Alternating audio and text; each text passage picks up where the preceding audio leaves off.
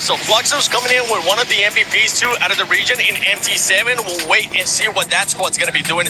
But out of Group A, when we're looking at it, we also have Falcons in there, right? And that's an org that has won before here at EWC Free Fire. They only have just one player from when they won though, and that was On Fire. Okay, I think Neptune's going to take this one because speaking of Falcons, I can hear your voice in my head already.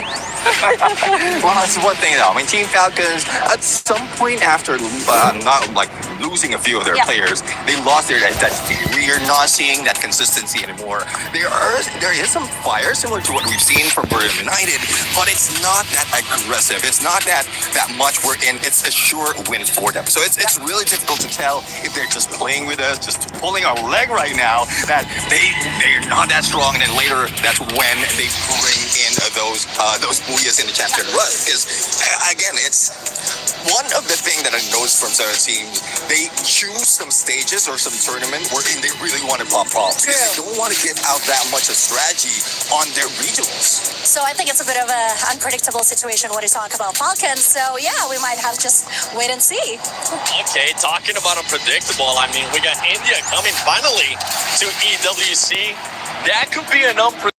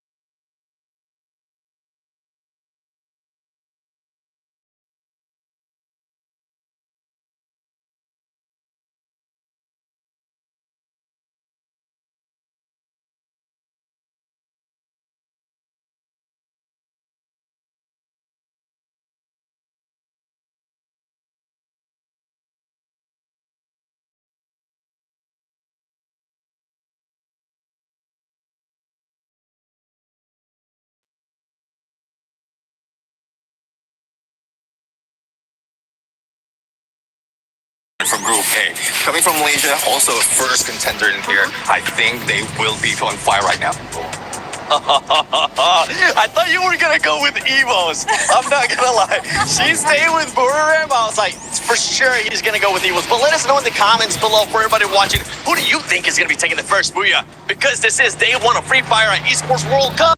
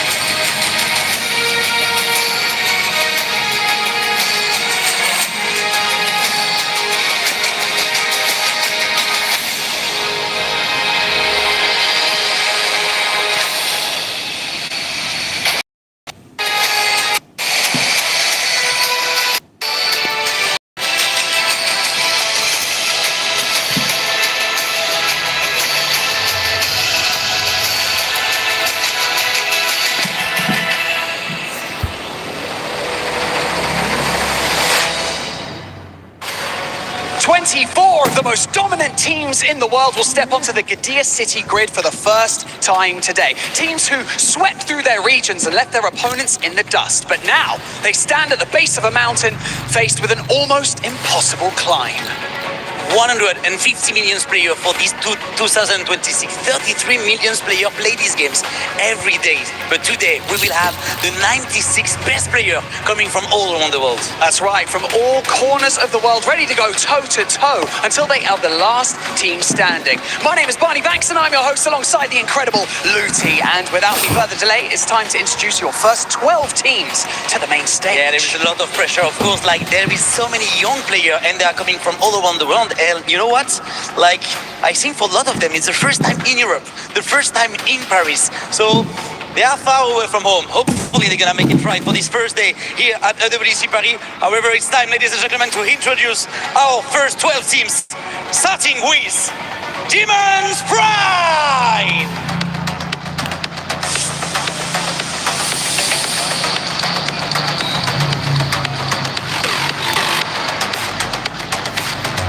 Titan Esports Club.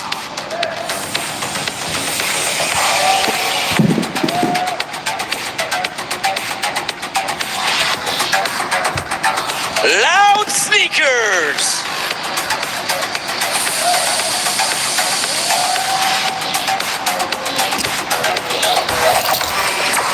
Buriram United Esports.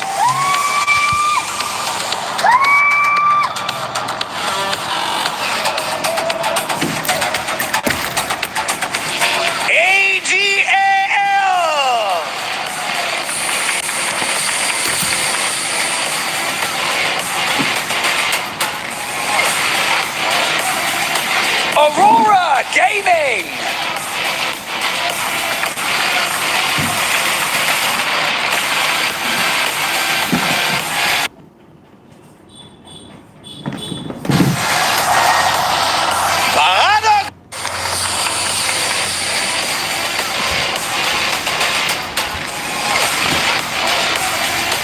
Aurora Gaming!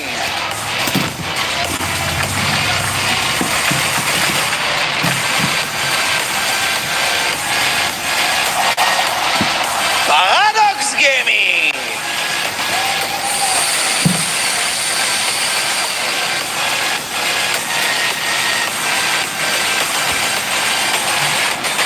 Gun Dynasty!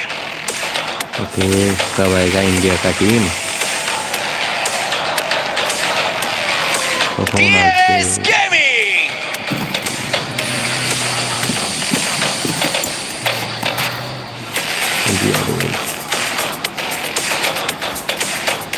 Your reigning club champions, Team Falcons! चलता Bihar dominate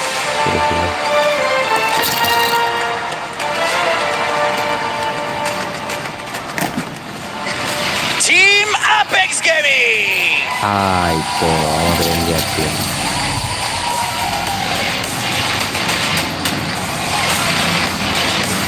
साहिल भाई आज के कुछ कमाल देखिए दियो And now, your reigning Esports World Cup champions, Esports!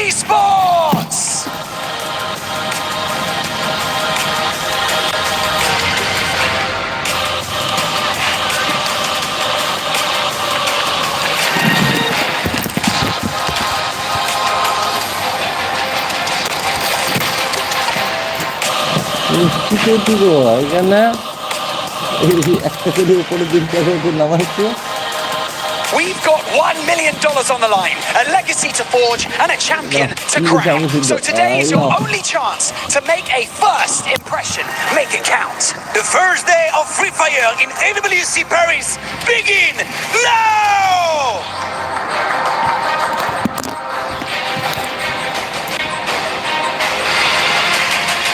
How hard is it to claim the throne? To rise above and be the best. To end it, Russia with the final elimination! The Wonder Kid gets the job done! And how hard is it to stay at the top? Secret WAG rips away the Booyah at Bermuda! It requires strength, resilience, the ability to thrive under pressure. It requires consistency. 4 Booyahs in a row! And as the kingdom grows, so does the number of contenders.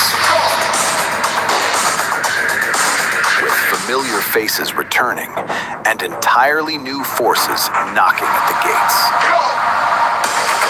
But in the end, there can be only one king, one champion, and one Booyah. And no king rules forever.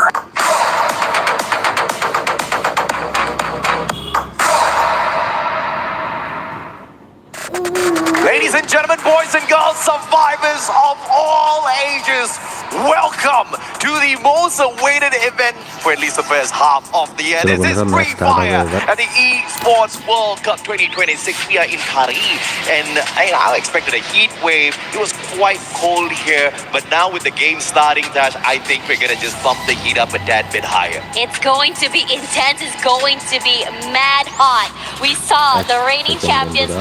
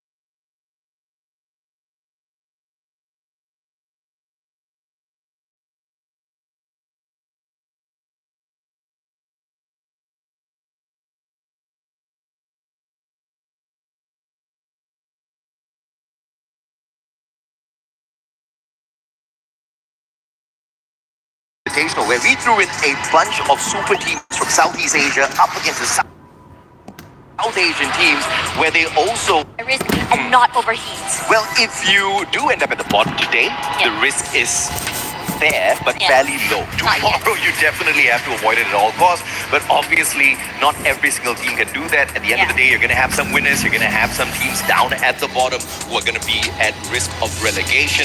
But I'm looking at the rise of the underdogs here mainly in the Esports World Cup, right? Because this is where dreams are made. And again, this guy, he dreamt for many, many years. I'm not so sure exactly what he's trying to do right now, but he's dreamt for many, many years. He's trying to think of a hand sign that he wants to flash on the screen the moment he gets a booyah. And AJ Hills just that kind of squad who's capable of walking with a booyah. And speaking of which, this is Group 8. Many have termed this group the Group of Death because of the number of titans that are in this group. Right. And I think that when you think about Group of Death, there are so many situations that, for me personally, I think last year we had this conversation, right? We were saying, hey, it's going to be the rise of the Brazilians this year. And we were knocked out of the park and we were surprised. And it wasn't at all our expectations.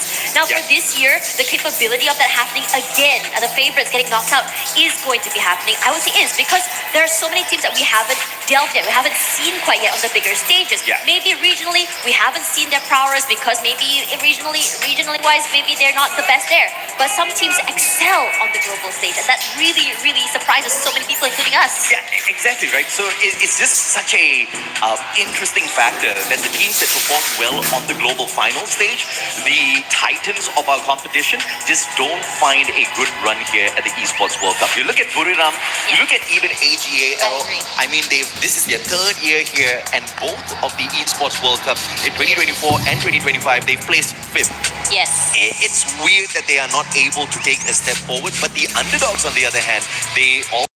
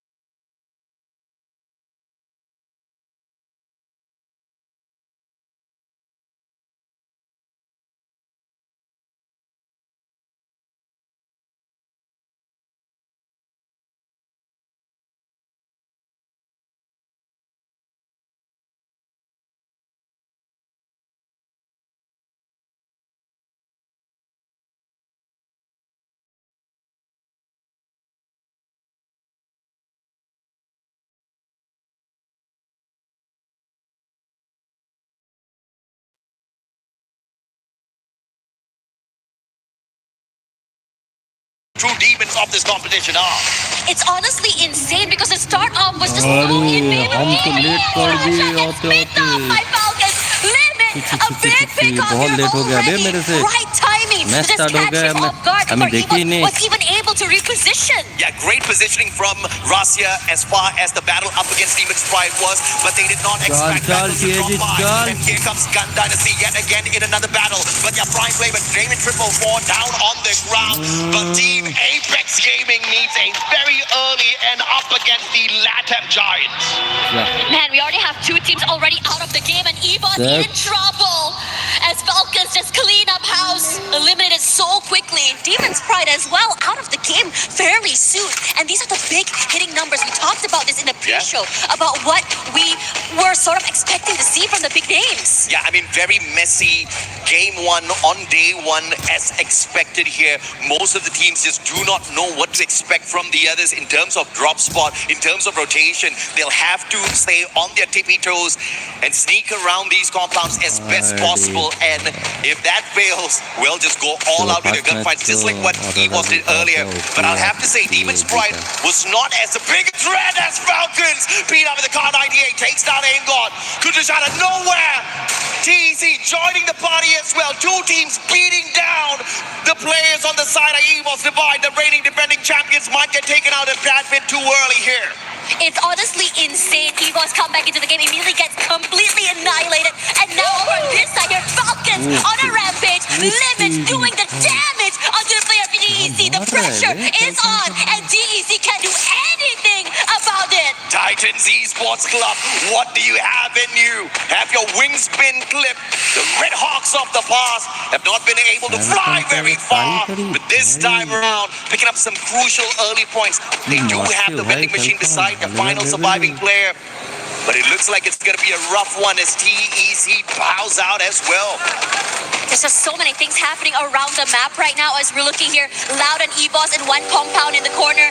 GD trying to rotate into the zone as well as it's just slowly dwindling. But the northern side is hectic right now. Rough fight here for GD. Yeah. They take on the champions of the Esports World Cup 2024 in Falcons. But GD themselves, they're very sound in terms of mechanically able squad in the world of Free Fire. This battle is going to be a rough one for them. Now they're trying to sneak outside the compound of the blue zone here. They get scanned out by the binoculars as well. Falcons does have a tad bit of information, but David 444, again, the most lethal player on the side of Gun Dynasty. Oh man. Rushing on up, Raja versus David 444 is going to be a rough one for Raja, but they do have the electrotherapy on their side value. Dash breaks down their defenses. Raja with the M519, but David again, lethal with a Mag 7, pops his head. Vega takes out Oxfire, and Latam showing you exactly what they can do on the world stage. This is crazy. That circle rotation meant that a lot of fights are going to be happening as this rotation comes through. Middle circle full in control of Loud here as we look at the Falcons trying to find their way into the zone, and they're not stopping. That sniper is just doing so much damage in the hands of these players. Pina found by GD already and quickly annihilated. Amazing work coming from the as Vegeta comes through. Limit tries to find a pick off here, and he's down and out. David got taken down once again, but he's the rusher. He's very aggressive. But the backup from Shiru, the backup from Blame, it is absolutely perfect. Now, we used to see David 444 play for Zeus Esports on the Free Fire World Series USA, and the guy was lighting up the battlefield. Recently acquired by Gun Dynasty for a good reason, to stomp down these squads out here at the Esports World Cup. Let's see how far they can go. But Falcons are not out of it just yet, completing their full revival spree here. Back to a full squad, but can they loot up and be battle ready before the next circle? Speaking of that as well, I mean, EVOS had so many close calls throughout this entire game. I think it was two times that they nearly got knocked out and somehow survived middle of the circle already as On Fire runs for his life. Cypher going in for that chase. Gonna try to stay alive, but he's crunched here as eventually gets taken down. AGL, one more to their name. Yeah, On Fire just had no chance there in that situation. AGL just swooping on and spotting a little prey and showing that they can be a prime predator. But of course, that was a 2v1, a little bit of an unfair fight. Now a team that has been keeping very quiet is Buriram. They've managed to build a lot of respect for these other squads, especially here on the Esports World Cup stage. Can this be their year? The third time here at EWC, and maybe the third time's the charm for the Thai squad. Less movements now. We are seeing still DRS and PDX still very much outside the zone, really taking their time here. But DRS is slowly moving toward Pina, and it's making me a little bit nervous for them. Loud. They definitely are a loud squad out there. Very constant organization on our global stage around the 2021-2023 timing. But they've been missing the past couple of years. Now back with a brand new roster. And on fire, man. Falcons just can't catch a break, can they? Gun Dynasty showing them exactly who's going to be ruling these lobbies from the get-go. On fire again. Just outnumbered the place on the side of Falcons. Yes, they did manage to run around getting those revives, but the team just spread out too thin on the battlefield. Yeah, they weren't able to play together in these situations. You know, you're seeing a lot of respect. As immediately Takuri finds limit, and Falcons, that's it for them. Not able to come back into the game. Yeah, unfortunately, he was just too broke. Even if he got to a vending machine, which is quite far in that situation, wouldn't have been able to bring anyone back. He was looking for those coins, and Takuri found some coins out of him instead. Yeah. Now, the southern side here is very interesting, AJ. Look at the amount of teams here. You have EVOS hanging out, PDX as well. I wouldn't be surprised if a big fight were to happen around here, and it's going to be fire, because GD right now is so comfortable northern side and alone. Absolutely. 5 teams out of the equation already. Paradox still alive and kicking alongside the Rail Soldiers. Speaking of the Rail Soldiers, they drop into some hot soup and they're about to get cooked here if they don't walk away with some good elimination. Troax won't find Chiru. Vega taken out as well. Gaming shut down by JOKAR, and Loud interfering in this battle. Can they walk away as the best third party for day 1, game 1? Gun Dynasty with your final survivor. It's been a great run so far, but the vending machine a tad bit too far away from him. Hard to really do anything in this situation. We're also coming into the zone as well. But in this situation here, DRS do the upper hand, just because they have a bit more of a second. Can he do it? Area. Nice. Tried to run away. Had the vehicle. Got sniped, quickly hopped on out of it to play the recovery. Now going to be tanking the damage from the blue. But he's looking for the vending machine. He's got enough coins to bring the full squad back. All he needs to do is just run out of bullseye. But the problem is, he's right in the middle of the bullseye of the process of the opposite teams who are looking for an extra point and an extra team to eliminate. Is how PDX is moving here. They're just trying to find a way into the game here. PDX should probably come through into the peripherals of Loud as well. Now Russia, big kill there onto a player, and even Sneaky somehow off the grid gets knocked out as well. Let's see if or not AGAL can sneak on in. They're in a great position here, but just a tad bit too close to the edge of the current zone, which is moving aggressively. The problem is going to be DRS for AGL as they try to rotate in. They do have a little bit of compound cover. But Gun Dynasty, full revive, clutch play. The squad is back, but the circle is small. Getting fished out of the skies is a big possibility here. Let's see how the luck is for the side of Gun Dynasty. Interestingly enough as well, the rotations coming in. Well, DRS very comfortable in the middle side area as well, as we see Snipe getting knocked out here by Trap. Immediately is sent to the lobby, but Takuri is the one that takes away that point. Let's see exactly what the reigning defending champions EVOS can do. It has been a rough start for them, but recovery has been solid for EVOS. Just 6 eliminations, not too high, but it's not about the number of eliminations for EVOS. They just want to get to that final circle, safe and sound, just like what Buriram is doing. And I feel like that is going to be the sound strategy if you want to get into the grand finals as well as walk away with the championship at the end of the day. The game has turned around. It's no longer about pure domination on eliminations. It's all about, can you get the booyah when you truly need it? And you got to start practicing early. I agree with you. I think Buriram United has always liked that approach, right? And they find that last possible moment, just really come in, steal away the booyah and those extra few points in the last few battles. We can see a few players taking a bit more damage in the rotations. GD comes through here, will cross paths with DRS. BN is already at the bottom side. Even Fidget as well. Oh, David! Unfortunate for him. They have to pick him up. They have to defend David at all costs here. It's going to be tough. Nameless sprayed down. Moshi with the snipe from across. AWM solid. Baros taken out of the equation as well. AGL's currying around. Barely any points on their side. And as expected, the pressure is on as they try to look for the next circle. And they're going to make a wild rotation round to see if or not they can stab the players on the side of DRS as well as Gun Dynasty. But they're going to be pressured with all of the glue wall melted.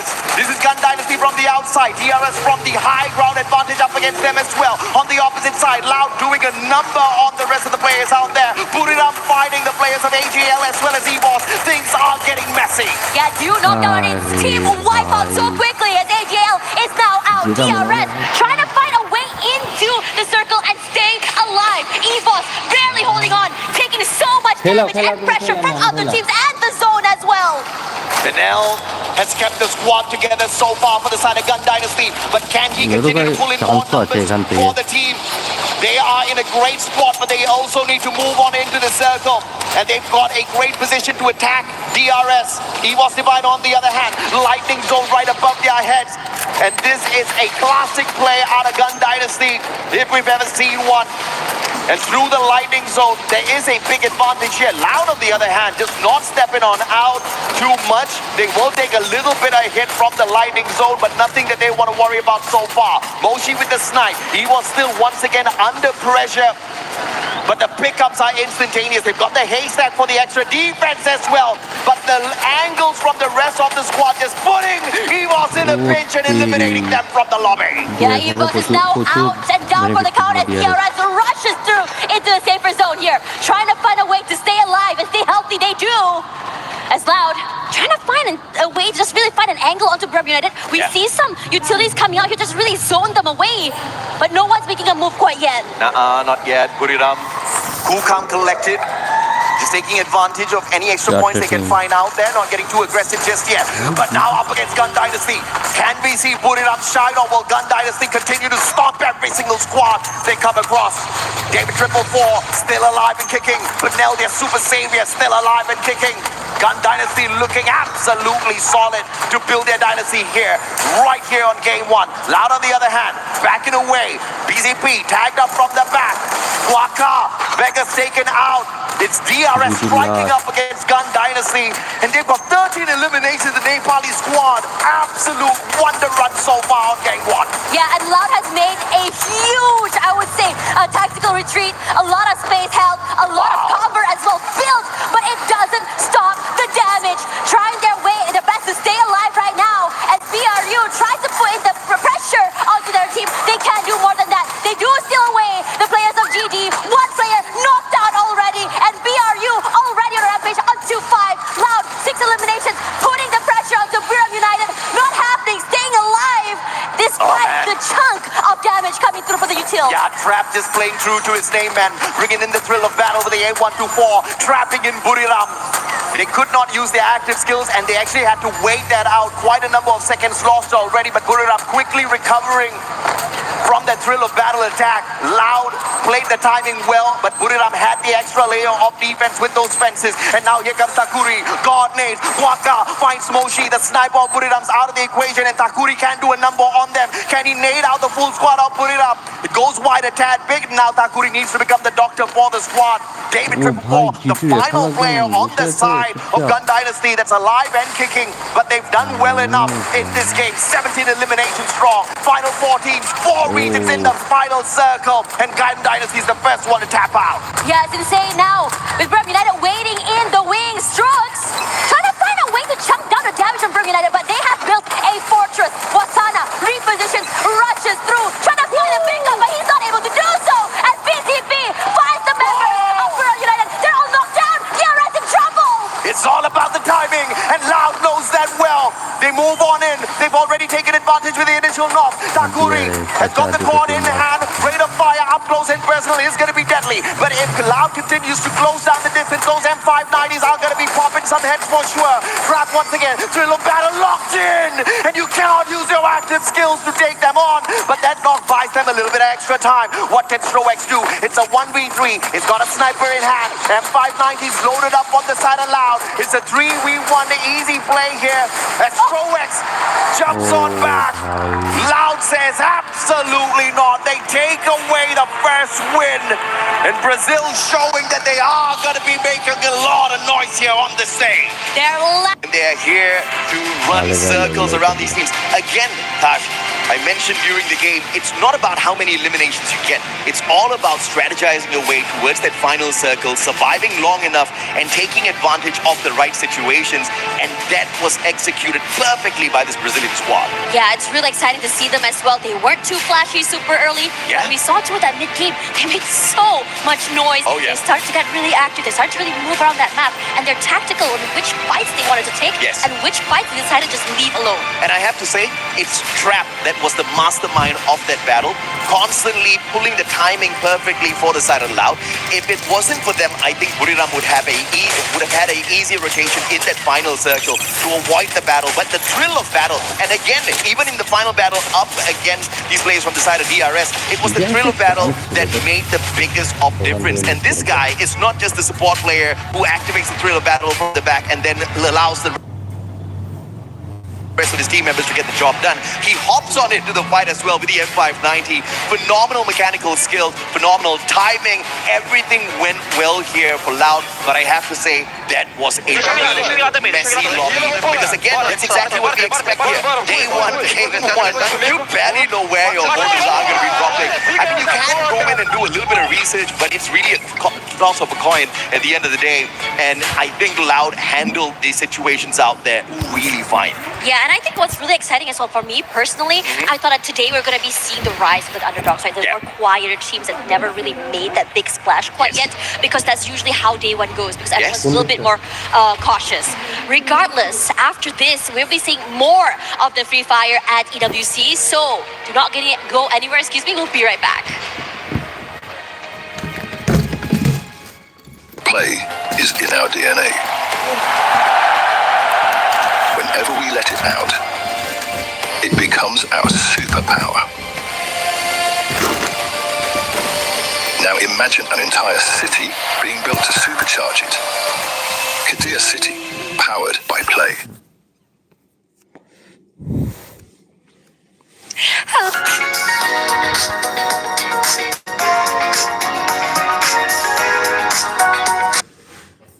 United Esports. We're gonna have a bit of chit chat. Of course, we have Kay here to help translate us as well. Okay, Wasana, welcome back to EWC 2026. It's so great to have you back. How does it feel to be back, and how is the preparation leading up to the World Cup? ก็ก่อนอื่นเลยนะครับขอยินดีต้อนรับน้องวัฒนาฮะแล้วก็ทีมบุรีรัมย์นะครับเข้าสู่การแข่งขัน EWC 2026 ณ กรุงปารีสนะฮะอยากสอบถามว่ารู้สึกยังไงบ้างที่ได้กลับมาเล่นในรายการนี้แล้วก็พร้อมขนาดไหนฮะก็รู้สึกดีใจมากครับที่ได้มาเล่นรายการนี้ก็เป็นหนึ่งในรายการที่ผมอยากคว้าแชมป์ไม่ได้ครับแล้วก็ในการเตรียมตัวพร้อมครับเต็มที่เลย 100% ครับ Yep, I'm very happy and excited to be back on EWC stage, and we are so ready. Our preparation is like so. Can't wait to be back on the stage.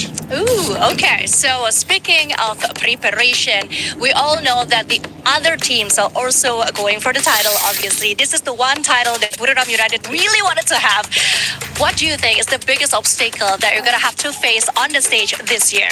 ก็เมื่อกี้เราพูดถึงว่าเราเตรียมตัวมาอย่างดีเลยใช่ไหมฮะอยากสอบถามว่าทุกทีมเขาก็เตรียมตัวมาพร้อมมากที่จะได้ขึ้นเป็นแชมป์ในรายการ EWC 2026 เนี่ยฮะอยากสอบถามว่าเรามีอุปสรรคอะไรไหมในช่วงการเตรียมตัวการแข่งขันครั้งนี้ครับก็น่าจะเป็นเรื่องสำหรับผมก็น่าจะเป็นเรื่องสุขภาพครับเรื่องแบบปัญหาของตัวเรามากกว่าก็คือตอนนี้ก็ Sure, like our health condition because like we have to fly over to like from Bangkok directly to Paris and the weather is like it's very hot right now but right now we are good to go.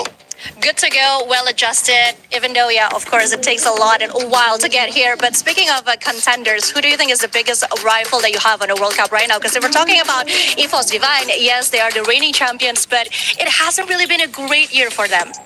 ก็อยากสอบถามว่าคิดว่าทีมไหนฮะที่จะเป็นว่าแบบเป็นอุปสรรคหรือว่าเป็น เป็นตัวที่แบบว่าเป็นทีมที่ทำให้เราเข้าถึงจุดที่เรียกว่าเราได้แชมป์ได้ยากที่สุดครับ สำหรับผมก็ไม่มีนะครับเพราะว่าส่วนตัวก็คือน่าจะคิดว่าเป็นที่ตัวเองมากกว่าถ้าตัวเองในวันนั้นเล่นได้กันทุกคนก็น่าจะไม่มีปัญหาอะไรครับ I think that there's none of the team that's going to play against us going to be like the obstacle for us to claim the champion titles. But the biggest obstacle going to be like ourselves and our players in the team. Like if we can play on the level that we practice, everything going to be fine for us. Ooh, that is a great answer. I love your answer, by the way. Love the confidence. Is there anything you'd like to say to the other team that are also competing against you today? มีอะไรอยากจะฝากถึงทีมอื่นๆที่จะเล่นกับเราในวันนี้บ้างไหมฮะ ก็วันนี้ผมขอจองท็อป1ไว้ก่อนนะครับ Well, top one is mine. Oh my God, I'm so excited. I can feel the competition already. Thank you so much, Wasana. Thank you for having this interview. And thank you for watching us. Welcome back, everyone. We start off our first match today hot and loud as Booyah is the one to get that first Booyah of the day. It's nice to see the top 4 teams within the first game in itself be from 4 different regions out here. Everybody's hungry. But what has been shocking the world is how Gun Dynasty is running the game out there. Eliminations wise, they absolutely knocked the ball out of the park. Right? You have to respect the absolute tenacity. They bumped into many squads and barely anyone was able to keep up with them. I mean, even Falcons multiple times, they just got hunted down. And that's exactly what you expect out of the LATAM squad. Again, mechanically very sound, and it looks like they have definitely worked on their rotations a lot. I feel like this is one of those teams we have to look out for, looking like a solid team to make it into our grand finals, maybe even one of the first 4 to qualify into the grand finals directly. But DRS, that was the standout team for me because nobody would have expected that sort of a performance out of the Nepali squad. Yeah, coming into DRS as well, I think that they're really good not only at rotations but also moving in their fights. They have a lot of zone control when they find an area. They are not quick to give it away either, and they're not quick to just really go and overhit and go for these fights. I'm seeing a lot of respect they're giving to other teams to make sure that in terms of survivability, they can survive all the way to the later stages of the map. Yeah, I feel like, in this game, what sounds easy is absolutely difficult to execute out there. On the battlefield, we talk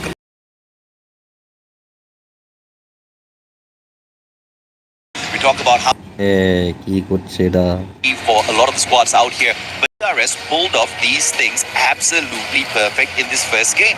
Right, you look at the mechanical skills, they were handling some of those gunfights like pros. Their timing were absolutely perfect. They have great numbers behind them, and it's a bit of a shocker for me because we definitely saw their performance at the Free Fire Max Asia Invitational, and they didn't really give us a lot to talk about, right? They had some good games, but fairly inconsistent with their run. But a game this explosive up against a lineup of squads that's, global level, superstars, multiple time world champions, it's insane. Respect that out of Nepal. Now, the big question is, of course, going to be whether or not we're going to see the consistent plays out of them. Yeah, and I think what's really, important to think about not only is just consistency. I'm a big believer that you gotta fail in order to do well. Yeah. And I think that now that you mentioned DRS didn't really have a good run, maybe they learned a lot from it. Maybe they picked up the weaknesses and made it way better for here. But again, this is after all the first map. It's still, I think, a heat check for many of these teams. Yeah. They're trying to figure out where the drops are, how each team plays, how the rotations are gonna go. Yeah, and also if you look at it from a standpoint of how much of pressure these squads are under, the bigger your name is, the more your achievements, the bigger the pressure is going to be. Yes. Because everybody expects you to perform. And if you're a team like the Real Soldiers, DRS, the expectations are fairly low. They have got nothing to lose, Exactly. right? It's the first time they're here on the global stage. It's one of the regions that we have brought in to play on a stage like this, and they are shining right now. They have to make sure they don't allow their nerves to catch up with them. It's going to be rough if they do. But if they continue on with this momentum, I think it's going to be a solid run for DRS. They might just be the underdogs that we have been looking out for all of these years. But again, consistency on a stage like this is very difficult to hold on to. We have even seen teams like Fluxo kind of flunk out. So what more DRS, right? But if they do manage to pull it off, it will definitely be a legendary run. Yeah, I was about to say that as well. You know, coming in, we've seen so many legendary teams just really, find their way almost to the finishing line and then just completely lose their cool. And the thing is, when you have nothing to lose, when you are on a big stage where you're just saying, hey, let's just come in here, have a great time without having to really bow down to the pressure from the bigger teams, you can make your name in history. And at Esports World Cup, everything is earned. Oh yeah, absolutely. Team Apex Gaming earlier, the team from India, got knocked out with no placement points whatsoever. Only 2 eliminations to their name.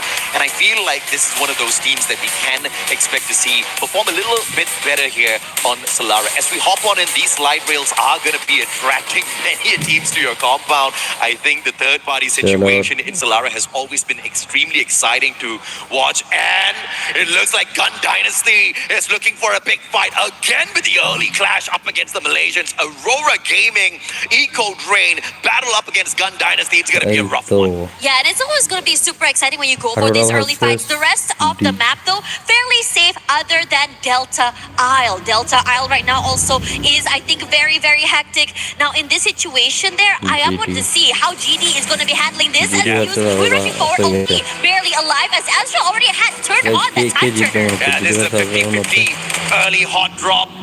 Aurora does have a chance in here if they can manage to flank around and play their strategy well. Trogon in the hands of Jun. Axel, AUG in hand. The sniper of the squad does not have his preferred gun. Jun for the backup. Axel nails him down with a headshot off of the AUG. And it's a great start here for the Malaysian squad. Maybe this is that perfect comeback, that perfect revenge early on. As GD snuffed them out, kicking them out of the lobby a tad bit too earlier.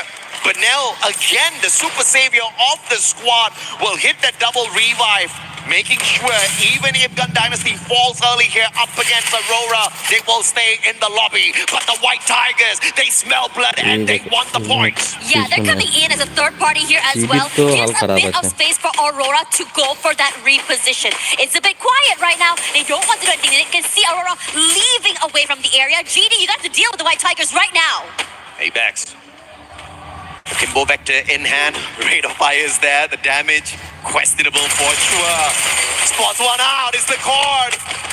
And it looks like he's going to be lagging himself in. Beautiful, valiant dash. A-God hopping on in with that backup.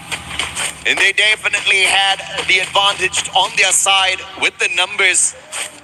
And on the other side, AGAL up against TEC. It looks like AGL just weren't having a good run up against them. No, it's just so unlucky to meet them. I just want to say I'm loving this proactivity coming in from EVOS. They heard sounds coming through. They go in and just force a third-party fight. But in this situation, I was surprised it didn't go 3 ways. Aurora, this time around, they got knocked a bit too early just now. They want to make up for just now. Benel versus AimGod. It's a 1v1 fair fight. AimGod spots him, first shot finds no connection. Benel looking for the quick reposition. But the rest of the EVOS squad, they've entered the compound already, but Nell's in Falcon. a tad bit of trouble, to say the least. Wolven back and away. Team Apex Gaming, can they take the fight up against the 2024 Esports World Cup champions and walk away with the victory here? There is a vending machine in play, and you can see the Apex player already camping away at it in case they need to pull in a quick revival. Raja on the hunt. Sayajad has been spotted out already. Wolven sticking his head out. That is a bait on fire, flanking around from the right-hand side. Max 7, his own blue ball keeps him in a way, and Wolven with a timely time turner to keep himself in the run. Oh man, and here comes the firepower from the Falcons, knocking a majority of the TAG players down here. 2 eliminations already done and out here, and now they go for more. TAG is stuck in the corner. 3 players crunching him all alone. The way from on fire is here. A 2v1 swing out means that he cannot survive. Man, Katie God, I don't know where he is, but he was in a fantastic spot to punish the players on the side of Falcons. Managed to get a double knock, but the recovery from your 2024 EWC champions, absolutely swift. But Katie God in trouble now. Team Apex Gaming, they've already hit the revive, and they're holding on. Riptide rhythm from Katie God just to put a little bit of extra pressure on them. The nade is in his hands. Pina on the chase. Katie God who stays safe still. And now he has an advantage as he hops off of the slide rails, takes another shot straight to the back. And Pina with the mini Uzi looking to see if or not he can take him out of the equation. Vending machine right beside. It's a 1v1. KD God has the better gun in this situation. But Pina absolutely sneaky, just hopping on from the back of the glue wall, taking the shots, quickly hiding away. And from having a disadvantage with the gun, Pina turns things around. Oh my gosh, that was a hot chase from the other side of the map all the way till here. Movement was insane coming from this guy. Oh yeah. Gotta respect Falcons this time, hungry for those points. They obviously wanted a better run in the earlier game, did not find it for themselves. Got kicked out of the lobby with just 10 points on their side. Very aggressive game one for Falcons. 7 eliminations, but only 3 placement points. Just have to make sure the same mistake is not made here on Solara. But so far, so good. You see the coins on their side, absolutely stacked up. And DEC, one of the favorites from Bangladesh, alive and kicking with a ton of elimination points already on their side in this Solara game. Oh man, Barrow's putting a damage on the top 16. That's Takes it. a lot of damage, almost getting knocked down here, but moves around the area, cannot survive, and knocked out as well. Yeah, Barros, great play on the 1v1 thrill of battle popped in a timely manner, locking him down. And a swift elimination right after. AGL on the prowl, looking for some extra points. But Cypher's gonna get caught out here. Jazzy Aswad and the smooth criminal Cypher quickly getting away. Barros looking for the backup and the bait and switch. Barros now holding back. Jazzy taken out of the equation. Barros, you monster! That was the biggest nope I've ever seen in my life, and Cypher is the one to turn things around there. Aswap down and out. Gonna try and see where exactly can go in this situation. Coming in terms of rotations here, a lot of players already inside of the zone, mid-side area. I'm really curious. I'm seeing AGL and Loud there. AGAL, again, this is their 3rd EWC. Just like Buriram, perhaps 3rd time's the charm. David 444 taken out early here. This is one of the prime players out of Gun Dynasty. And Buriram hunting them down one after the other. You messed around with us in the previous game. We could not get to the Booyah. And this time, we will take you out of the lobby early. Buriram says, but can we see a recovery again? Benel, the super savior of Gun Dynasty, keeping them in the race. Honestly, getting that pickup right as the glue wall goes down is just diabolical. Now, the zone has shifted a little bit more here. And in this situation, most players already coming back into the game. Man, but now, what in the world? This guy... He has most revivals. Yeah, he's definitely got the most revivals so far. And it is absolutely brilliant to see him pull off these amazing saves in such an insane lobby on a stage like this. I wonder how is he managing to get things done, and how is he having so many coins on his side? We got to check that out later. He was divine though. 3 eliminations, aggressive start this time around, but they want more. DRS up against Falcons. They had a phenomenal run in game 1. And Falcons are trying to deny them all that in this game 2. Pina down already. Strowex, fantastic shot. He eliminates Pina from the equation. But no glue wall, but the time turner on his side allows him a quick recovery. Kar98 in hand. Anybody that takes the slide rails up against Alu might be in a tad bit of trouble, but Falcons not going to make that mistake just yet. Doing the due diligence here, dotting their I, crossing their T's as well. I think DRS is doing, I think, fairly wise to just really back away from this fight. Yeah. Now, for Falcons, they brought back Pina into the game. That's more firepower once again on the side here. The southern side here, DP and AGL looks very interesting right now. Falcons understanding that Alu would probably pop their heads if they took the slide rail, trying to just cut the distance down with the vehicles. On the other side, Demon Spry, top 16, tagged up already. That Moko giving away his position, and it's too easy for Dew to go in for the follow-up. Super Sniper turned Russia in the situation, connected with the electrotherapy. This is the result of too many clash squads. And in this situation as well, I think everyone is just sort of like kind of moving away on that western side here, just trying to find a way into the zone, making sure that they don't get sniped out as they take that slide rails. We saw so many of that happening way too soon. Well, it is fun for us viewers to see it, but for them, it's probably a very, I would say, high-stakes, heart-attack situation. The Clash Masters competitions have forced the snipers to play a closer range battle, which means more shotguns, more SMGs, and it is having its results shown beautifully on the Battle Royale scene. And that's just going to be making these snipers so much more deadlier. Long range, short range. They're now becoming all-rounders. But this next circle, though, looking deadly. Falcon scanning out the area of Team Apex. Sahil Jad gets caught in the binocular scan. Pina Racha not waiting. They sustain some shots, but they're going straight in for the elimination.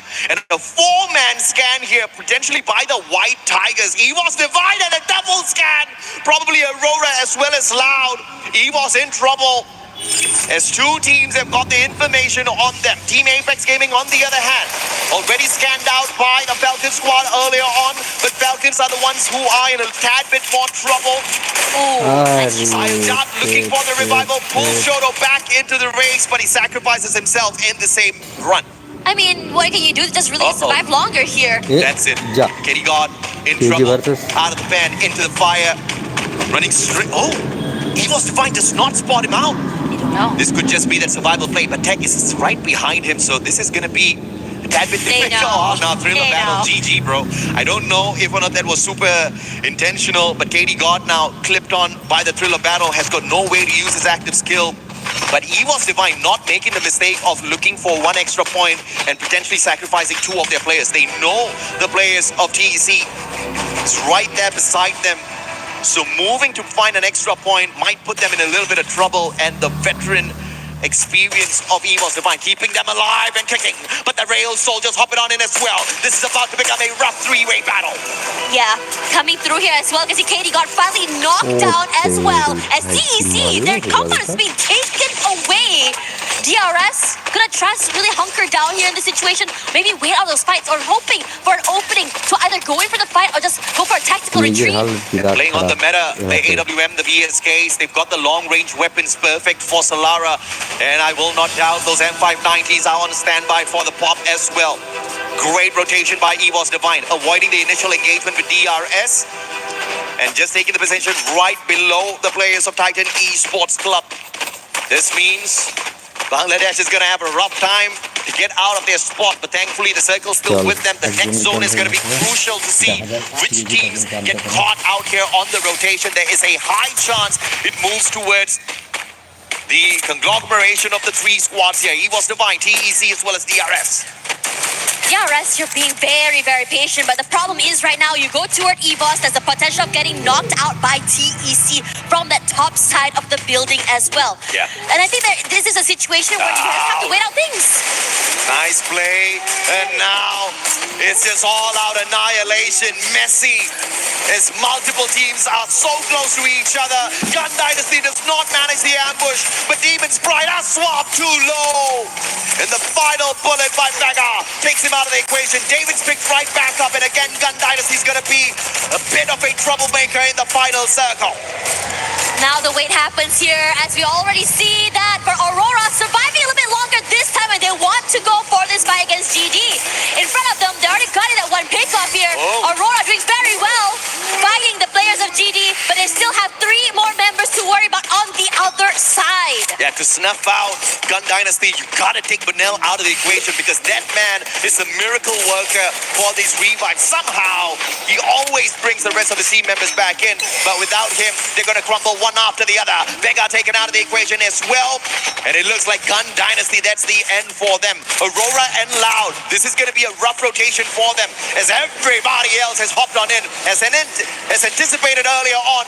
The next circle finds EVOS, TEC, as well as DRS, but now they've got one extra contender. AGAL have found safe haven here in the next circle already. Teams like Falcons, Loud, Boot It Up, Aurora, they're gonna have to battle it out before stepping into the next zone.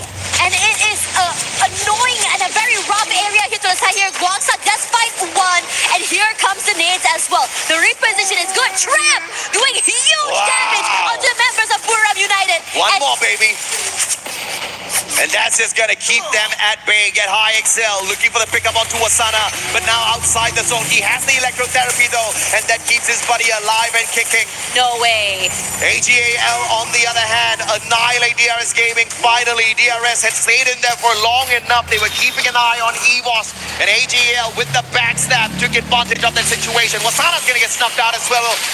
And it looks like Buriram again not gonna have a fantastic run at the start of our Esports World Cup. Third run, Team Falcons out. The Thai squad dropping like flies one after the other. But AGL looking to represent the nation absolutely strong as they look for a big battle up against Loud potentially right after this. Yeah, Team Wipeout already as well for Aurora. They're already been eliminated here. As for the White Tigers, trying to find a way to move away from this area. TEC is being so annoying, pressuring them from that top side, not able to move. And they have made a nice mountain to climb over and take this fight face to face. Yes, that way to heaven. But who goes to heaven? Is it gonna be you guys or TEC right above? And smart play by EVOS here. They don't quickly rush on up. They understand that AGL is holding on to a prime position right behind them. And they do have the advantage with the move off the circle. AGL will have to keep an eye on Loud. And TEC, they don't need to do much with that high ground. They just need to play fishing here. They do have a prime spot and a big advantage in terms of how that circle is now gonna move. AGL looking really good just now. They move away there. And Russia's big opening up to you is going to put a spanner in the works for AGAL. Evar Force out here takes the fight to Loud. Shooting the feed. Russia, sneaky play, has got the stealth bites of the Morse as well. But this is going to be a rough one for Russia if he cannot quickly catch up with the rest of his team members, and great placements of glue walls with the extra assistance of the step bikes. EVOS are the first ones to make that move. TEC is going to be holding back, and Loud in a lot of trouble up against EVOS as well as TEC, but they've got the double vehicles on their side for the quick reposition. And now this is where Russia can be troublesome as he quickly shoots at those vehicles, lighting them up. Yeah, that's the repositioning going to be taken away from them. And now Loud is stuck in a corner. What a shot coming in from Russia. Traded out though by Guaxa. But Ray, nice damage onto Saifa as well, taking two fights at the same time. Oh, AGL and Ray with the God names hitting a triple, saving AGL for the time being. TEC were doing a number on them, but EVOS Divine just ruining the party of Bangladesh right there and then. Ray with the final nade onto Kudus. The pickups were solid, and now the battle between EVOS and Loud. They take the fight straight up. They understand that they are going to be a problem. Ain't gone to the M590. Valiant Dash already used up, and he finds BZP from around the glue wall, looking for another. Annihilates BZP first, and EVOS Divine looking strong for the Booyah. It's looking so good, and I have 15 eliminations already. Guaxa and Nix already knocked out of the game. Loud with only one member still alive. What are you going to do here as AGL? Nameless still managing to steal away one more Elim. Titan Esports Club now down for the count. And EVOS, they know exactly where Nameless is. Where are you going to go? What are you going to do here? A triple man push, but there's still one more flame cloud to worry about. Amazing run from Titan Esports Club, but ain't got now looking to clean up house. Nameless found, Thriller battle pop. Nameless has no chance, and they all gang up upon him, playing the game of numbers, looking for the final Loud player out there. No back-to-back Booyah for Brazil. EVOS Divine, the reigning defending champions, will say, and the Wonder Kid Russia does it again with a final elimination. Russia putting in the damage and pressure to every single one of these teams. EVOS have been so proactive with these early fights, maintaining the aggression all the way till that last final fight. Oh, this is what you want to see from your reigning defending champs. Not taking it lying down, but rising up to the occasion and showing everyone, not just rotations, but mechanically they're still sound. And yes, questions have been asked. What is going to happen to EVOS? Because after winning the Esports World Cup last year, they have been dormant. They have just been hibernating. They have not been a massive threat in any of the competitions that they hopped on into. But this is not that same EVOS Divine. They are rising up to the occasion, and they want to prove that the White Tigers are not here to play. They are here to annihilate. Look at these names, man. I mean, they were a flurry that instantly snuffed out the chances of Titan Esports Club. You know what's really interesting? In so many interviews, they said, what is our secret weapon? It was Russia. And he did. We saw that pressure coming in from him. But Ray as well is putting in and showing us why exactly he's also part of the team. You know, a big problem that I had with the EVOS Divine run in 2025 is that without Russia, I think they would have lost out.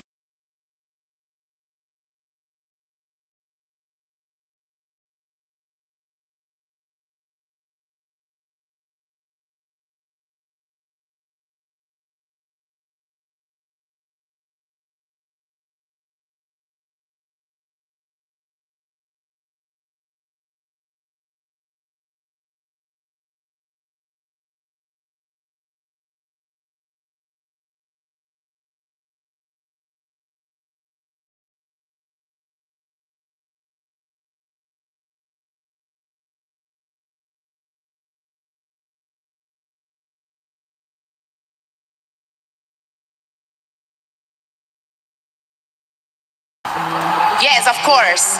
Starting the championship, started EWC 2026 with Abuya was very important for us. Our confidence and our security is way above. And right now, to get Abuya in a second place, we feel like we are in the right path and to reach the finals. O time de vocês, o time da Loud, vocês conseguiram ter uma boa performance durante o Campeonato Brasileiro. Você acha que vocês estão no caminho certo para voltar a colocar a Loud no topo, para de fato vocês voltarem a ser os reis do Free Fire no Brasil? A gente veio para isso, a gente voltou para fazer a Loud ser campeã mundial, que é o objetivo da Loud e o nosso. E a gente voltou para colocar a Loud no topo, assim como nós também queremos ficar no topo. Yes, performing that well in Brazil brings us such great confidence, and we are here for that. We are here to bring the old Loud that you guys haven't seen before, and right now we are gonna put Loud for sure on the top again, but not only in Brazil, in the world, and that's why we are here at EWC 2026. For us to finish our interview, I would like to ask, vocês terminaram o Mundial de Free Fire no top 5, né, no ano passado. Quão importante foi isso para vocês? Jogarem internacionalmente, obviamente que vocês estavam em outro time, mas você acha que esse resultado de um top 5 trouxe mais confiança para vocês performarem agora aqui no EWC 2026? Com certeza, assim como no Campeonato Brasileiro que a gente sempre joga um campeonato e quando ele acaba e o desempenho não é tão bom, eu sempre solto uma frase que eu falo com o Joker, eu falo: mano, aqui nós aprendemos a jogar esse campeonato, a partir de agora nós só vai desempenhar bem, e eu acho que foi o que aconteceu no último Mundial. Quando ele acabou, em vez de mim ficar de cabeça baixa, eu falei, a partir de agora nosso time aprendeu como jogar o Mundial. Wow, that's very special. Okay, so reach the Free Fire World Series finals last year in the top 5 gave us such a great and important understanding in what we should do in Free Fire right now. And I told my coach, okay, so right now we are learning even more to play Free Fire. We are in the right path, and I think we are more than prepared to take the world right now, and that's exactly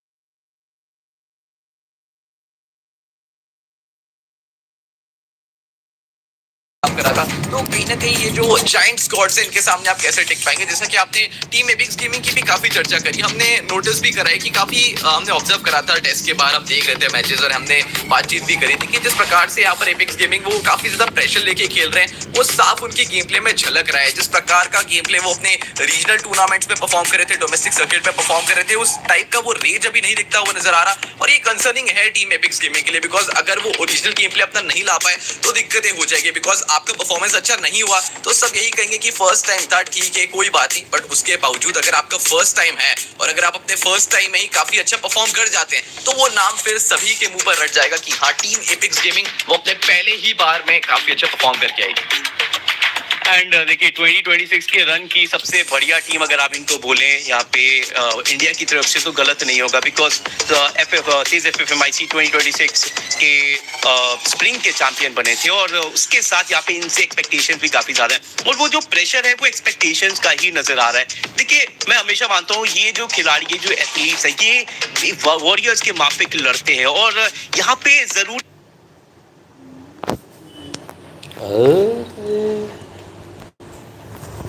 अरे के लिए खेले, ये battle कर रहे हैं यहाँ पे जो उम्मीदें लगाए बैठे हैं, जितने भी फैंस हमको चैट में नजर आ रहे हैं उम्मीदों पे खरे उतरने के लिए। और देखिए उम्मीदें ये है कि आप अपना बेस्ट दिए, दैट्स इट। वहां पे उनकी तरफ से जो परफॉर्मेंस आ रही है, क्या वो उनकी बेस्ट परफॉर्मेंस है, क्या वो प्रेशर के तले दब तो नहीं रहे, वो चीज यहाँ पे इंपॉर्टेंट है। अभी के लिए वो प्रेशर जैसा कि आपने बताया वो नजर जरूर आ रहा है, छलक रहा है, लेकिन वी नो कि ये टीम बाउंस बैक करना जानती है। और इसके अलावा ये कॉम्पिटिशन भी काफी ज्यादा टफ होने वाला। आपने एलिमिनेशन की बात करी, 10th और 11th पे आपको नहीं रहना है जी। हाँ, ग्रुप स्टेजेस में अपने ग्रुप से अगर आप 10th या 11th पोजीशन पे आते हो डेफिनेटली आपका एलिमिनेशन हो सकता है और आप फिर सर्वाइवल स्टेज में भी नहीं जा पाओगे, तो उस चीज का ध्यान बहुत जरूरी है रखना। जी बिल्कुल। एंड देखिए हर एक स्क्वाड की अपनी अपनी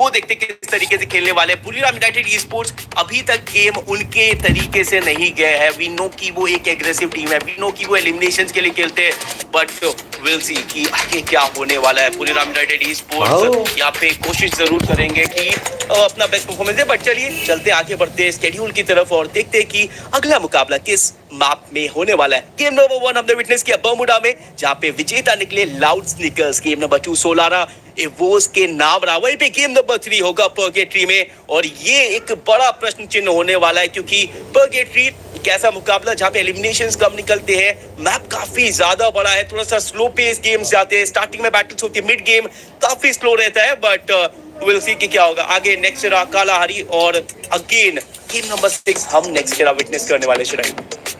तो बिल्कुल रेंडमाइजर से वो नेक्स्ट एरा यहाँ पर से गेम नंबर 6 भी लगता हुआ नजर आया था, बट लेट्स सी कि अब क्या यहाँ पर से परफॉर्मेंस रहता है स्क्वाड का, बिकॉज पर्गेट्री अगला मैप है और पर्गेट्री जो है वो द मैप ऑफ 3 आइलैंड माना जाता है। लंबे लंबे यहाँ पर से रोटेशंस करते हैं, बट अगर मैं रोटेशंस की चर्चा कर ही रहा हूँ तो अभी तक आपने लाउड का परफॉर्मेंस देखा होगा। हर बार वो आखिरी सर्कल में आए दोनों गेम्स के अंदर, और जिस प्रकार से उन्होंने डेस्परेटली वो बुया चेस करने की कोशिश करी है, वो दर्शाता है कि आज वो टेबल टॉप करने ही आए। दे डू नॉट वांट कि वो सर्वाइवल स्टेज पर जाए, उनको बिल्कुल भी नहीं चाहिए कि वो सर्वाइवल स्टेज से क्वालिफाई करे। They got a one shot and यहाँ पर से वो आसानी से क्वालिफिकेशन देख रहे हैं अपना ग्रैंड फाइनल्स के लिए। देखते हैं कि क्या वो वन शॉट उनका लगता हुआ अभी नजर आएगा यहाँ पर नहीं, बट जिस प्रकार से उनका कमिटमेंट है सर्कल को लेके वो काफी ज्यादा स्ट्रॉन्ग दिखाई दे रहा है। हालांकि हमने गेम 2 के अंदर देखा था जिस प्रकार से इवोस ने एक प्रॉपर 4v4 फाइट के अंदर वहां पर लाउड स्नीकर्स को काफी ज्यादा दिक्कत दी थी, तो वहां पर से यहाँ पर मेरे ख्याल से लाउड को संभालना पड़ेगा खुद को कि थोड़ी सी दिक्कत है यहाँ पर उनके लिए। लेकिन शायद आप कुछ कहना चाह रहे हैं।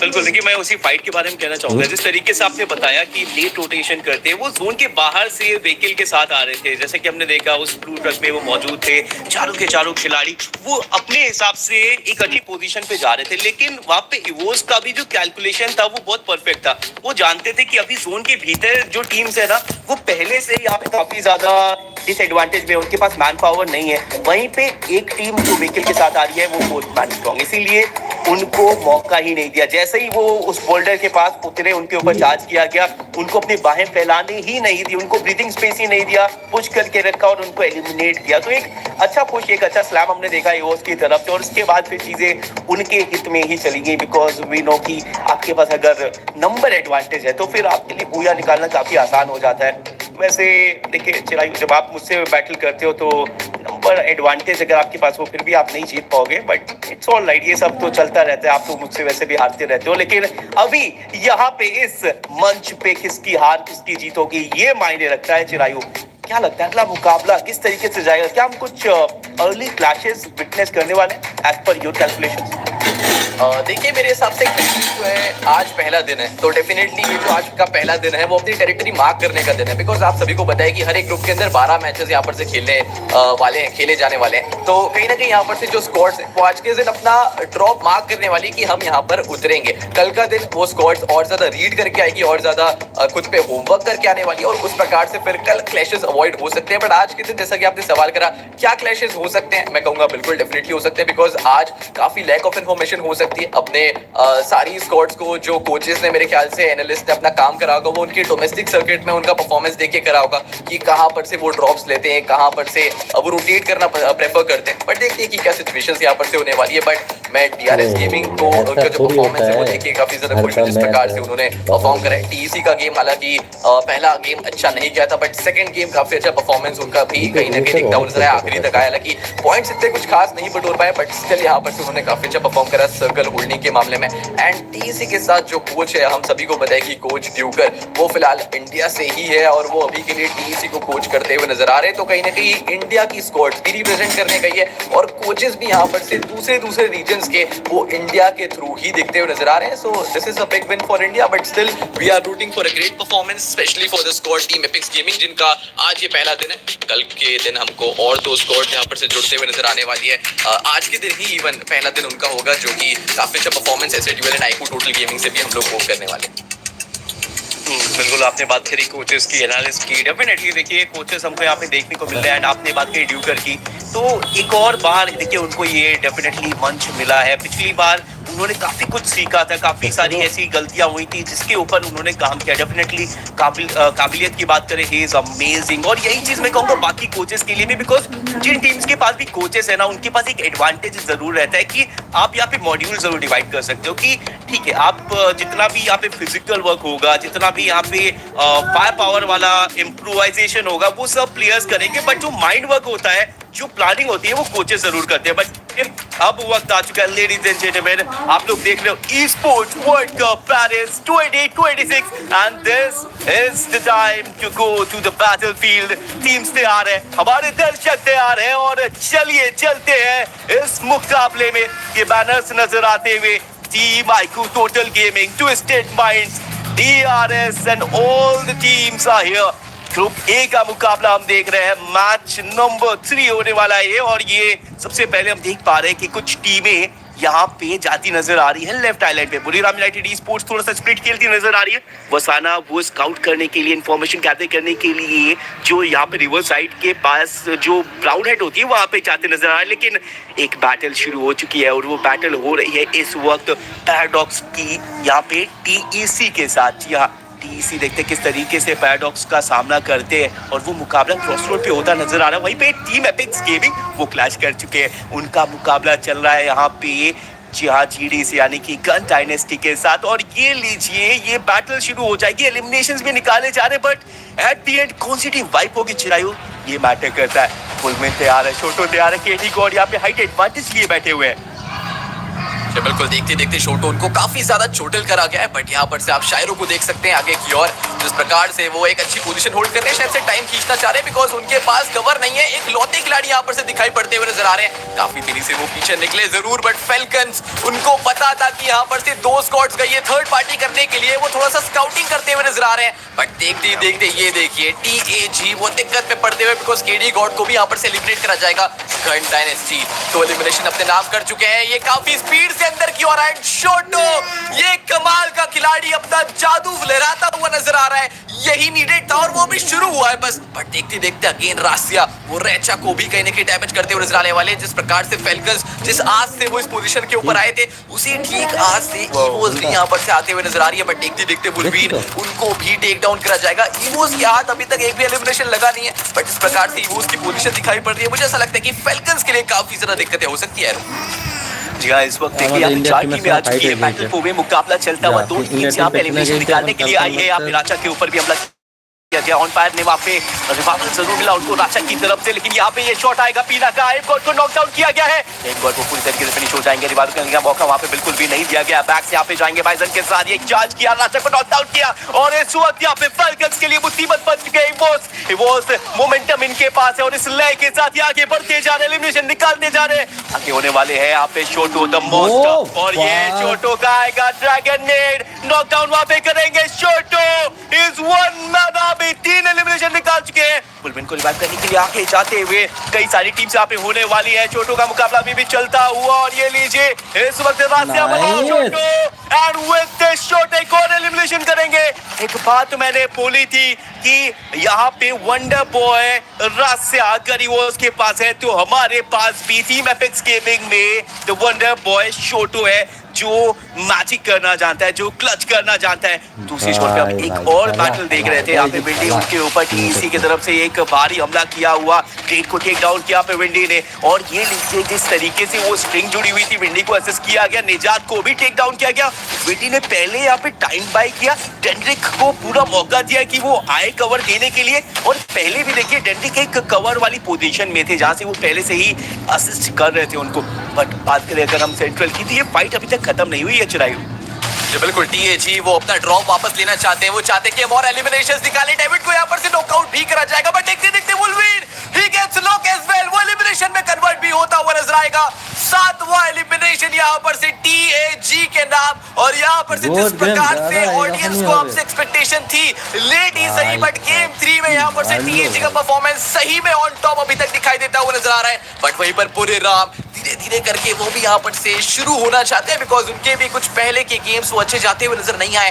3 एलिमिनेशन यहाँ पर से जोइना ने अपने नाम करे हैं। वहीं पर वसाना वो एलिमिनेट हो रखे, उनको रिवाइव करना पड़ेगा। टॉप 16 कि यहाँ पर से क्या वो आगे जाने की कोशिश करेंगे, बिकॉज देखिए उनके पास कवर नहीं है, ना ही उनकी स्क्वाड यहाँ पर से लॉन्च पैड का इस्तेमाल करके जल्द से जल्द यहाँ पर से निकलना चाहते हैं। और वहीं पर एक और फाइट ग्लोबल यानी कि वो पैराडॉक्स को काफी ज्यादा दिक्कत में देते हुए नजर आते हुए दिखाई दे रही है। स्नाइप को भी यहाँ पर से स्नाइप करा गया, एलिमिनेट करा, ड्यू के नाम पर प्रेशर आता हुआ नजर आएगा, बट एक 1v1v2 का स्प्लिट एजी के नाम वो फिलहाल आगे जाएंगे। विंडी को स्पॉट आउट करा है और वो नॉकआउट भी मिलेगा अपने नाम आसानी से। देखिए एक ही खिलाड़ी था, चारों खिलाड़ी यहाँ पर से घेर कर आगे गए, वो एलिमिनेशन अपने नाम करा। 5 एलिमिनेशंस के साथ एजी वो फिलहाल आगे बढ़ते हुए।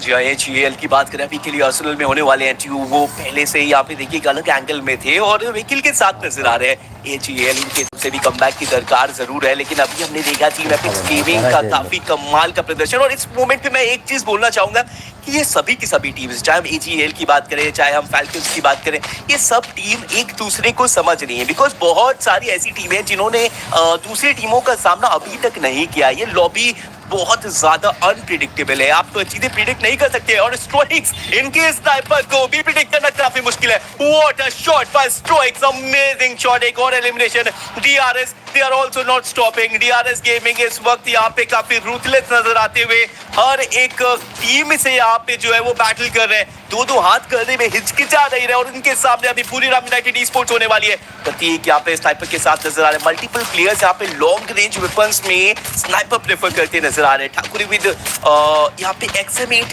लिए नजर आते हुए। एक्सएम8 भी काफी अच्छा वेपन है। आई मीन आप 4x नहीं लगा सकते, बट स्टिल वो जो हेडशॉट कनेक्ट होते हैं मिड रेंज में वो काबिल तारीफ है। लेकिन जिपलाइन का इस्तेमाल करके पूरी राम यूनाइटेड ई-स्पोर्ट्स जो है वो अपना रोटेशन लेगी जरूर। एक खिलाड़ी वो अभी भी पीछे है कि बाई चांस अगर जिप लाइन पे इन खिलाड़ियों को, टीममेट्स को कोई खिलाड़ी एलिमिनेट करने की कोशिश करता है तो जॉइना वो पहले से वहां पे थे टेक डाउन करने के लिए। एंड एक अच्छी नीति यहाँ पे जरूर है। लेफ्ट आइलैंड पे पहुंच चुके हैं जहाँ पे डिमंस प्राइड पहले से मौजूद है। मार्बल वर्क्स में एक और भिड़ंत हम देखने वाले हैं। लेकिन बात करें अगर हम लोग क्रॉस रोड और फील्ड्स के बीच, यानी कि एजीएल और उसके साथ साथ मल्टीपल टीम्स नजर आती है, चाहे पैराडॉक्स की बात करें या फिर बाकी टीमों की, जियागन डायनेस्टी वो भी वहाँ पे मौजूद है। एक बैटल वहाँ पे भी हम देख पा रहे हैं। वहीं पे लीड रोटेशन करती हुई कुछ टीम्स नजर आती हुई। जी हाँ, यहाँ पे टीम फैल्कन्स जो कि हम देख पा रहे थोड़ा सा लेट रोटेट कर रहे हैं, टीम एपेक्स गेमिंग की तरफ जा रहे हैं। और एक जो ये राइवलरी चल रही है चिरायू, ये भी काबिल तारीफ है। मोस्ट डैमेज डीलर्स में हम स्ट्राइक्स को देख सकते हैं, सबसे ऊपर ये खिलाड़ी डीआरएस की तरफ से काबिल तारीफ प्रदर्शन। रासिया भी मौजूद उस रेस में, वहीं पे वॉस अभी सबसे ऊपर नजर जरूर आ रहा है। लेकिन टीम एपेक्स गेमिंग बना टीम फैल्कन्स वापस से एक रीमैच होता हुआ। बिल्कुल 8 एलिमिनेशंस यहाँ पर से टीम एपिक्स गेमिंग अपने नाम कर चुकी है। वो आगे जाने की कोशिश, फैल्कन्स वो आगे की ओर अपनी पोजीशन होल्ड तो कर रहे हैं, बट ये फाइट आखिरकार किस प्रकार से इनिशिएट होने वाली है। ऑन फायर बॉल्स का प्रयोग करते हुए कैसी का भी इस्तेमाल चलता हुआ हाइट एडवांटेज लेने की कोशिशें हैं। क्या यहाँ पर से वो कोशिश कामयाबी में कन्वर्ट होते हुए नजर आएगी। वहीं पर आप कीडी गॉड की भी पोजीशन देखिए, वहां पर डीएजी ने भी एक 1v3 का स्प्लिट ले रखा है। एलिमिनेशन लीडर बन चुके हैं ये लोग, धीरे धीरे वो बढ़ेंगे आगे की ओर, रुकने का नाम नहीं लेंगे।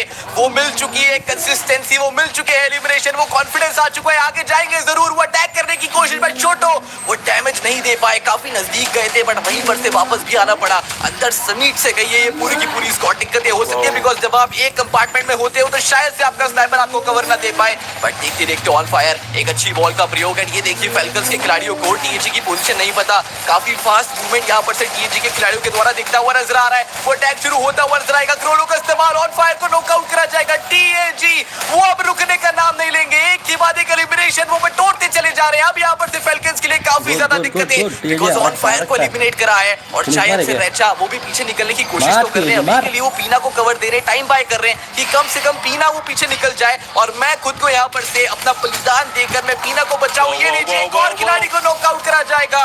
ये है डबल डिजिट एलिमिनेशन फिलहाल टीएजी के team Apex gaming, they are literally on top for now.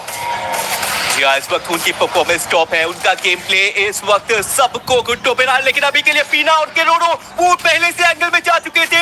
वो यहाँ पे सामने वाली टीम को एक गलत फहमी में रखना चाहते थे कि ये कंट्रोल आपके हाथों में। इस वक्त यहाँ पे देखिए स्मोक वहाँ पे जरूर छोड़े गए हैं, उसके साथ यहाँ पे विजन ब्लॉक जरूर होगा। साहिल जाट हमला करते हुए पीना के ऊपर रिवाइवल करना होगा या वेंडिंग मशीन तक जाना होगा। छोटे मिलेगा नॉकडाउन करेंगे, what a headshot, what a shot bye छोटो। एक और नॉक, 6 एलिमिनेशन 7 एलिमिनेशन काउंट करते जाइए। ये टीम एपेक्स गेमिंग, ये टीम वापस निर्णय में आ चुकी है। जो मोमेंटम यहाँ पे छूटा था, 2 गेम में मात्र 4 अंक थे, लेकिन इस मुकाबले में बर्गेट्री का ये मुकाबला गेम चेंजिंग साबित होगा। इस वक्त वापस से वो कॉन्फिडेंस आ चुका है इनके अंदर कि हम कर सकते हैं, हम बुया अपने कंट्री के लिए ला सकते हैं, हम यहाँ पे अपने सभी चाहने वालों को वापस से खुश कर सकते हैं। डेफिनेटली एक कमाल का बैटल। जिस तरीके से मैं बोल रहा था कि ये टीम सिर्फ जीत के लिए नहीं फाइट कर रही, ये लड़ रही है अपने सपोर्टर्स के विश्वास के लिए, अपने रीजन के गर्व के लिए और अपनी दास्तान को मुकम्मल करने के लिए, उस सपने के लिए जो इन्होंने देखे, जो सिर्फ उनका सपना नहीं है बल्कि उस हर एक फैन, हर एक समर्थक का सपना है जो यहाँ चैट में अपना विश्वास और आंखें गड़ाए बैठा हुआ है। अभी भी हम देख पा रहे हैं मोस्ट डैमेज डीलिंग में स्ट्रोइक सबसे ऊपर रासिया दूसरे पायदान पे और बीएनएल यहाँ पे एक गन डायनेस्टी की तरफ से तीसरे पायदान पे होने वाले हैं। बट राइट नाउ जोन के भीतर जाना होगा टीम फाल्कन्स को, अभी जोन में नहीं होने वाले हैं और अगर जिपलाइन का इस्तेमाल करेंगे बात बनेगी नहीं। इस वक्त देखिए लॉन्च पैड भी सेफ नहीं होने वाले क्योंकि हर एक जगह पे टीम्स यहाँ पे आके खड़ाए बैठी है, ईगल आए होने वाले हैं सबके पास। एंड विद दैट अगर एक गलत लैंडिंग हुई चिरायू तो खेल खत्म हो सकता है। बिल्कुल, वहीं पर मैं टीम एपिक्स गेमिंग को भी देख रहा था, काफी ज्यादा लेट रोटेशन यहाँ पर से उनको करना पड़ रहा है। बट गन डायनेस्टी धीरे धीरे करके वो भी एलिमिनेशन बटोरना चाहते हैं। क्रोनो का इस्तेमाल करा जरूर, बट ये 2 खिलाड़ियों को एलिमिनेट करने की कगार पर नॉकआउट जरूर से करा गया था, बट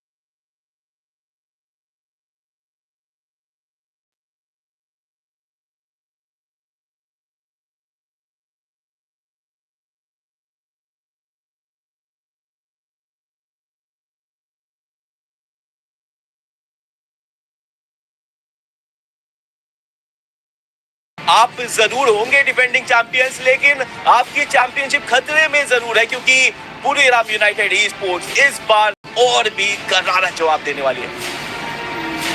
पहले गेम में काफी अच्छी तरीके से लाउड स्नीकर्स ने परफॉर्म करा था।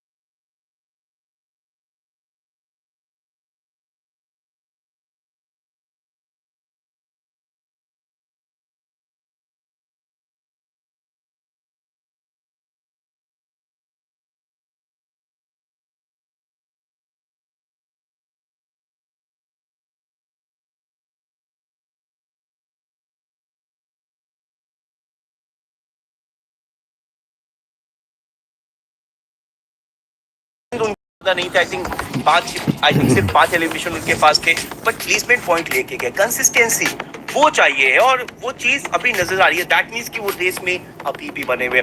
लाउड इस मुकाबले में देखिए कोशिश उन्होंने भी करी कि अंत तक जाए, बट वो भी यहाँ पे नहीं जा पाए। कुछ टीमें सेंट्रिक खेलना चाह रही है, जोन का जैसे ही बन रहा है वो सेंटर में जाके बैठे हो, कुछ टीमें लेट रोटेशन कर रही है, और उसका खामियाजा भी भुगतना पड़ रहा है कभी कभी। टीम फाल्कन वो पहले ही यहाँ पे लेट रोटेशन कर रही थी, उनको स्पॉट किया यहाँ पे इवोस ने, और उसके बाद एक तो जोन का प्रेशर ऊपर से अच्छी तरीके से वाकिफ थी इवोस की, ये कहीं ना कहीं लॉन्च पैड से लैंड जरूर करेंगे, और जैसे ही वो लैंड किए प्रेशर उनके ऊपर बनाया गया, उनको टेक डाउन किया गया।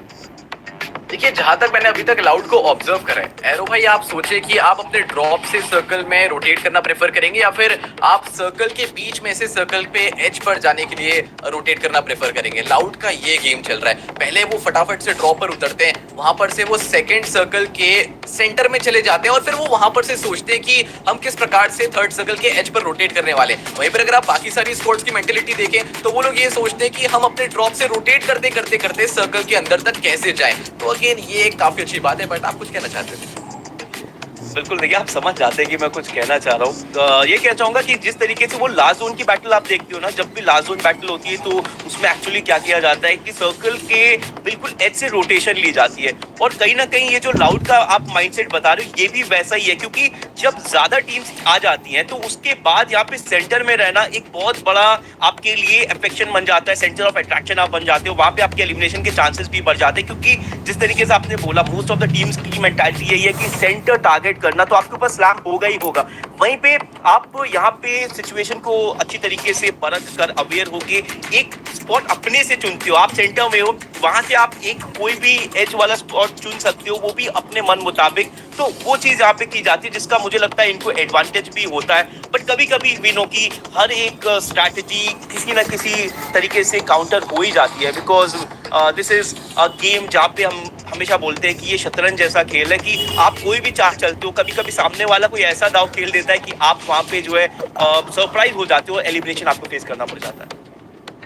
जी बिल्कुल राइट। जब बात टारगेट करने की आती है तो फिर कोचेस और एनालिस्ट वो अपना रोल काफी बेहतरीन तरीके से निभाते हैं, बट हालांकि अभी बात टारगेट करने की नहीं, अभी बात क्वालिफाई करने की है। मेरे हिसाब से सब अपना अपना परफॉर्मेंस यहाँ पर से वो खेलते हुए नजर आने वाले। और बात देखिए नक्शे की भी है, आप बकेटर की बात करें, आप कलाहरी की बात करें, काफी ज्यादा डिफरेंस आ जाता है। आप नेक्सेरा की बात करें, कुछ मैप्स बड़े हैं, कुछ मैप्स छोटे हैं, कहीं पर रोटेशन पे फोकस करना पड़ता है तो कहीं पर एलिमिनेशन पर फोकस करना पड़ता है। वो प्ले स्टाइल आपका चेंज होता चला जाता है और इसलिए हम अक्सर कहते हैं कि गेम 5 और गेम 6 में हमको थोड़े से कमबैक्स नजर आते हैं, बिकॉज प्लेयर्स जो है वो थोड़ा सा खुल के खेलना प्रेफर करते हैं, वो अपने ओन वे में खेलना प्रेफर करते हैं। और अभी के लिए शुरुआती कुछ गेम्स देखें तो कुछ टीमें प्रेशर में होती है, कुछ टीमें ज्यादा इन्फॉर्मेशन कैरी करके चलती है, कुछ टीमें लैक ऑफ इन्फॉर्मेशन कैरी करके चलती है, कुछ टीमें ड्रॉप्स में फंस जाती है, तो कुछ टीमें शुरू से ही वो एलिमिनेशन बटोरते बटोरते वो फाइट्स में ही इन्वॉल्वमेंट लेते रह जाते हैं। जैसे कि अभी हम टीएजी की बात करें, इस गेम में पर्टिकुलरली वो शुरुआत से ही फाइट में इन्वॉल्वमेंट लेते लेते वो आखिरी तक की फाइट्स करते करते ही एलिमिनेट होते हुए नजर आए। बट काफी अच्छा परफॉर्मेंस यहाँ पर से अभी के लिए टीएजी के द्वारा दिखाई दिया है, जिस प्रकार से उन्होंने एक अच्छा कमबैक कर दिखाया है गेम 3 के अंदर। देखते हैं, ये तो वक्त ही बताएगा कि अब अगले 3 गेम्स उनके कैसे जाने वाले हैं, बट मैच स्टैंडिंग्स आई भी हमारे सामने। जी हाँ, देखिए इस मुकाबले में total points Buriram United esports ने निकाले हैं 15 एलिमिनेशन के साथ, और ये वो मंच है जहाँ पे 15 एलिमिनेशन काफी ह्यूज नंबर होने वाला है। एजीएल की बात करें, उनकी सबसे अच्छी परफॉर्मेंस टीम एपेक्स गेमिंग भी हमको नजर आ रही है टॉप 6 के अंदर। वहीं पे बॉटम 6 की बात करें, DRS gaming, team falcons, team's pride, paradox gaming, aurora gaming और टाइटन ई-स्पोर्ट्स क्लब नजर आते हुए। वहीं पे वापस से कुछ मोमेंट को हम देखते हैं, जिस तरीके से इवोस की यहाँ पे बैटल चली थी, एजीएल के ऊपर भी वहाँ पे वार किया गया था जोइना की तरफ से, और जिस तरीके से रासिया ने स्नाइप किया था, उनके पास आई थिंक यहाँ पे एडब्ल्यूएम थी, एक स्नाइपर एक खिलाड़ी को नॉक किया, 3 एलिमिनेशन उनको पूरे के पूरे मिले थे, और दूसरा नॉक आया था नेमलेस का, एंड फिर से तीसरा नॉक वहीं पे नेडिंग की गई थी यहाँ पे बुरीराम यूनाइटेड ई-स्पोर्ट्स की तरफ से। वो जो एलिमिनेशन थे स्टील करना चाह रहे थे, बट वो सही जगह पे वो नेट गिरा नहीं, वरना वो तीनों एलिमिनेशन शायद बुरीराम यूनाइटेड ई-स्पोर्ट्स के खाते में चले जाते, और जो आंकड़ा है वो और भी ज्यादा मैसिव हो जाता। 15 एलिमिनेशन के बजाय शायद वो 18 एलिमिनेशन होती। बट अभी ये जो आखिरी बैटल थी, इस मोमेंट पे जोइना ने जिस तरीके से आप पे टेक डाउन किया, काबिले तारीफ। आखिरी में रासिया इकलौते बचे थे, उनको पहले पूरी तरीके से घेरा गया, क्रॉस फायर में उनको फिनिश किया गया, और ये बुरीराम यूनाइटेड ई-स्पोर्ट्स के नाम। बिल्कुल, काफी अच्छी तरीके से आपने पूरा विश्लेषण दिया और किस प्रकार से यहाँ पर से बुरीराम ने वो बुया अपने नाम करा। बट अब सवाल ये है कि अगले 3 गेम्स में कौन सी स्क्वाड यहाँ पर से उभर कर आती है? क्या वो टीएजी का बुया होने वाला है? क्या वो टीआरएस जिस प्रकार से बार बार वो ट्राई कर रहे थे, पहले गेम से काफी अच्छा परफॉर्मेंस था, बट उसके बाद उनका जो परफॉर्मेंस है वो गिरता चला गया। टीआरएस का परफॉर्मेंस शुरू से गिरता चला जा रहा है, टीएजी वो परफॉर्मेंस उठता चला जा रहा है। वहीं पर कुछ स्क्वाड जो कंसिस्टेंट खेल रही थी, लाउड की बात करूँ, मैं इवोस की बात करूँ, तो 2 गेम्स यहाँ पर से कंसिस्टेंसी के साथ वो पूरा भाईचारा मेंटेन कर रहे हैं। वो चाह रहे हैं कि 2 गेम्स हम अच्छे खेलते हैं, 2 गेम्स आप अच्छे खेलिए। तो अगर ऐसा चलता रहा तो हो सकता है कि लीडर बोर्ड में आपको 3 Looks on your side.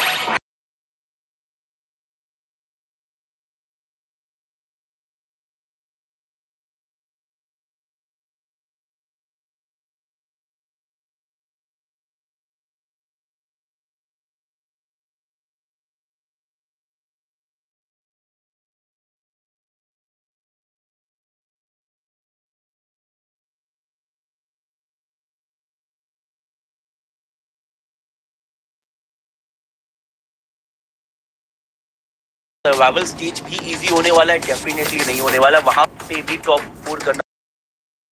But group stage आपका पूरा मोटिव यही होना चाहिए कि ग्रुप स्टेज से ही डायरेक्ट फाइनल का जो सफर है वो आप तय करो। ग्रुप स्टेज से हम जानते हैं कि 8 टीमें जो है वो ग्रैंड फाइनल में अपनी जगह बनाएगी, और बाकी जो 4 टीमें वो सर्वाइवल स्टेज से जाने वाली है। लेकिन अभी के लिए बात करें तो पहले 6 मैचेस हर एक ग्रुप के लिए काफी ज्यादा महत्वपूर्ण होने वाले हैं, क्योंकि वो कहीं ना कहीं वो जो एक हमारा ओवरव्यू है वो जरूर दे देगी कि कौन सी ऐसी टीम्स है जो रेस में बनी हुई है, और कौन सी ऐसी टीम है जिनको जीतने के लिए कुछ मिरेकल ही चाहिए, तभी वो कुछ कर सकते हैं। टीम एपेक्स गेमिंग की बात करें, 2 गेम खराब गए थे, तीसरा गेम में वापसी करी है, बट बचे हुए 3 गेम उनको बेहतर खेलने पड़ेंगे। डीआरएस की बात करें, डेफिनेटली उनको भी कंसिस्टेंट रहना पड़ेगा। वहीं पे लाउड की बात करें, अगर उनको साउथ ईस्ट एशिया को डोमिनेट करने से रोकना है तो उनको यहाँ पे एक गेम तो मिनिमम बुया निकालना पड़ेगा, शायद और भी ज्यादा, बिकॉज वो जिस तरीके से खेल रही है, आई फील कि उनकी तरफ से भी मल्टीपल बुया आ सकते हैं, इवन बुरीराम यूनाइटेड ई-स्पोर्ट्स की तरफ से। बिल्कुल सही कहा आपने। और लाउड जिस प्रकार से उनका परफॉर्मेंस रहा है गेम 1 से, गेम 1 में आखिरी सर्कल में दिखाई देते, इवन बुया था उनका गेम 1, गेम 2 में वो दूसरे पायदान पर थे, और गेम 3 में भी कहीं ना कहीं टॉप 4 में वो अपनी पोजीशन लायक कर रहे थे। एक फाइट नहीं निकल पाई, पिछली बार भी वो इवोस से उनकी फाइट नहीं निकल पाई, यानी कि सर्कल आप बेहद अच्छी तरीके से होल्ड करें, बट शायद से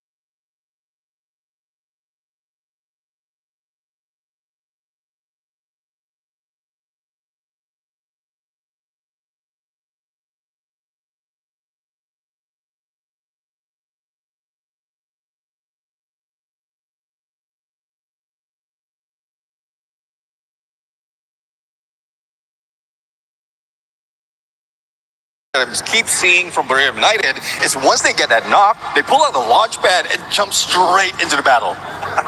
We have a lot of viewers that might be watching Free Fire for their first time. If you are one of those viewers, please let us know on social media. Use that hashtag EWC. Use that hashtag EWC26. I want you to explain to the new viewers that are watching Free Fire for the first time about that launch pad, because I absolutely love it, as we're just being absolutely sidetracked here by a dancing, is that a dancing bull or a dancing cow? Dancing bull. And I love the energy. Yes. I really love the energy on the stage right now. And Is that Fluxo? I can't tell. yeah, it is. It is, right? I'm like, I have glasses on and I can't tell if it's like, you guys playing like three more games, okay? Your group is gonna be coming up. Hopefully you guys brought the drums, you brought that Brazilian energy, because we've seen it so far with Loud, but I know once we go into Group B, we wanna see Fluxo bring it. Oh yeah, I mean, great potential for the team right now. And a great revenge storyline coming from them, because from what we've said, from what we've seen as well, there's a lot of disappointing run, and it was caused by these couple of champions that we have in front of us right now. So I love to see. It's a good thing as well. It's a very different group, because they won't have to beat them on the get-go. They're just waiting to see each other on the finals or survival, which honestly, if you're Evos, if you're Burim, it's not going to be looking like you're going to be going into survival. If they keep playing like this, consistency, you might as well just put it in their middle name, because these squads have been very consistent. But I think it's time we start the second half of Group A. Let's send it over to AJ Tash Bunny. Honestly, insane seeing what's going on ground. We have so many people here. We have mascots on the ground as well. And we're already halfway through the first group. Absolutely. I mean, at the end of the day, I'm very sure that the fans out there are excited to see their teams perform out here on the battles. But it is definitely a big question mark for some of the squads, right? You look at Paradox Gaming, you look at how they're doing out there so far. I feel like the gunfights in Purgatory were so much better, but they're still having their first day jitters full on. I want to see a little bit of an improvement as we head on into this game number 4. Yeah, I mean, we talked a little bit about, you know, you have how much space to really just warm up that engine, get yourself into the groove of the game. But as we go into today, yes, 2 days, but already for Group A, we're halfway through. 3 more maps to go before they go on a break for the rest of the day and then come back tomorrow. But then again, playing catch up against these teams is not going to be easy. Locally, for Paradox, this is one of their better maps. So this could just be exactly what turns their fate around here on day 1. Don't really want to be depending on day 2 to find that recovery back into the competition. And you sure as hell don't want to be at the bottom 2 spots, because that is straight up relegation tomorrow if that is where you're going to end the day on. But as we head on into game number 4, it's time for some Next Terra. Like Sarah's interesting. There's just so many different bits and bobs parts of this maps. Oh, how he's gonna go. And on top of that as well, we are still seeing, I think, somewhat of a hot drop here. Looking here, we have PDX, I think, toward the Deca square with another team. I'm not too sure. I can't really see who exactly is that. I believe it's DRS. Russia leading the leaderboard right now with elimination. 16 points personally delivered by the super sniper, the Wonder Kid. Still the Wonder Kid. And I think nobody else is going to be taking away the title from him. No one else has shown the kind of determination, the kind of hunger, as well as the performance that Russia has shown us ever since he stepped onto a stage like this. But Loud, once again, looking to do exactly that as they play a little bit of Clash Squad up against Falcons. There's a lot of things going on over there as well. You see On Fire reposition himself a little bit more further forward, keeping his head down here because there's a lot of pressure that they're putting onto him as well. His teammates aren't super close as well. So if anything, he's just buying a bit of time, but his teammates, I think, shouldn't be a problem to bring him back into the game if he does go down fairly early. But if anything, the best case scenario for Falcons, well, you steal away one more kill before you get knocked down here. But BCP is tracking him right now. Yeah, absolutely. And I guess it's not a full-on Clash Squad battle because Falcons, most of them out of this rust down area. The rotations are coming on through, and it looks like Loud wants that big flank to find the extra point off of the Falcon player. Catch up with them later on as Buriram spots out Demon's Bride, top 16, about to be tagged up. Jonah has got the M24 in hand, just no angles to work off of it just yet. Gun Dynasty, on the other hand, with a very early reset, at least pulling back one player back in here, and with a phenomenal flank. On Fire finally taken out of position there. AGAL, one player down on the ground. The battle between them and Gun Dynasty does not end well here for Gun Dynasty. The recovery definitely needed once again, and Benel is on the case. Yeah, in this situation here in AGL, they've always been so proactive with these early fights as well. Already 5 eliminations here. Saifa once more. Rahat is on the other end waiting as TEC already in such a precarious position, but his teammates able to be brought back into the game, but Nejat goes down to PDX. Oh, Team Apex Gaming. Extra point for them, baby, if they can pick this up. Thrill of Battle popped perfectly. And a timely Thrill of Battle leads to Wolven picking up that extra point. But here comes Demon's Bride. They want the fight. They take this jump straight to the vending machine. Instant revival, but Madara sacrifices himself for that pick. Jazzy comes in for the save, picking up his buddy. No extra revivals needed. TAG, Team Apex Gaming, didn't finish those players off just yet. Catch a quick replay here in the middle of a very important battle for Team Apex Gaming. But it looks like they'll call for a little bit of a truce for the time being. Yeah, just now, I think a lot of things are going on in that situation. I think they got cornered, if you ask me. Now, as we look at the main fight that's currently going here, TAG is still chasing the heck out of TP. Nice. Jazzy's already knocked down as well. And I have to say, TAG doing a great job just cornering their prey, making sure that they can't reposition. Almost got a little bit messy there. And obviously, the recovery was going to be important, and that's exactly what Team Apex Gaming finds for themselves. Buriram, they saw players step into the compound of the Indian squad just moments ago. And as I say that, Wolven takes him right off the board. Get IXL is there though, and it looks like Buriram's taking a full-on fight up against the Indian squad. Team Apex Gaming might be in a little bit of a trouble here. Katie God brings Wolven right back in off screen, and Loud spotting out Gun Dynasty, who is looking for the recovery in this game. I don't know if or not they're ready for the battle. One player from the side of TEC is going to be stuck in this compound as well. It's going to get messy for them if they can't find the recovery for themselves. Yeah, UAV is out as well. Should give away the position. Waka tried to get that. I think he tried to just jump and see if he can get some info, but he got tagged. If anything, in this situation here, Kutush might be in trouble next. And I have to say, Benel doing a great job of marking every single enemy around the area. Nothing gets away from this guy. Yeah, absolutely. They play the Moko really well. And he had the M82B and the SKS as well. Great attention from that long range and the advantage taken. And Katie God keeping the Indian squad still in the game with the double revive. Buriram trickled in one after the other, finding Team Apex Gaming. But the Indian squad could not take these giants out. 3-time world champs for a good reason. They're just ramping up very slowly here, not showing their aggressive side just yet, Buriram. You can see how active the map is right now. Loud's getting a few pickoffs as well. I'm sure DRS as well, while everything has been going on here. In this situation, I think... no, KD gone to the wrong spot. दादा no, KD Ran भाई straight ऐसा in नहीं करना था and put it up. तुमको No binoculars, no extra तुम्हें भूल information करे out in the खेलने open. KD भाई Just भूल हो got गया spent. तुम्हारा And now Falcons तुम finding the देख लो players of fight Gun Dynasty. Khelo Gun Dynasty अपने has had जवार a आगे rough run in this lobby this time round. Nexeris just knocking out plays. Limit will find one from afar. David 444 found as well. The players of Gun Dynasty flanked all around, and it's the Falcons swooping on in. The Birds of Prey looking for a meal, and Gun Dynasty is just that fill. Yeah, and Shairu is stuck outside the zone as well. What are you going to do here? You have to find a different way into the area. And Falcons wants, they desperately really want that one extra point. It almost feels like they just are playing with a vengeance. Now, in this situation here, GD looking good with 6 points already. Shairu still managing to stay alive. And right now, if we were to look at the leaderboard here, EVOS is looking really good right now. They have a huge lead compared to the rest of the teams. And in terms of, I would say, positioning right now, they're looking, I think, fairly alive. If anything, throughout the entirety of this day, EVOS has been doing well in terms of positioning, in terms of looking for pickoffs, in terms of looking for fights as well. And I don't think this is going to change anytime soon.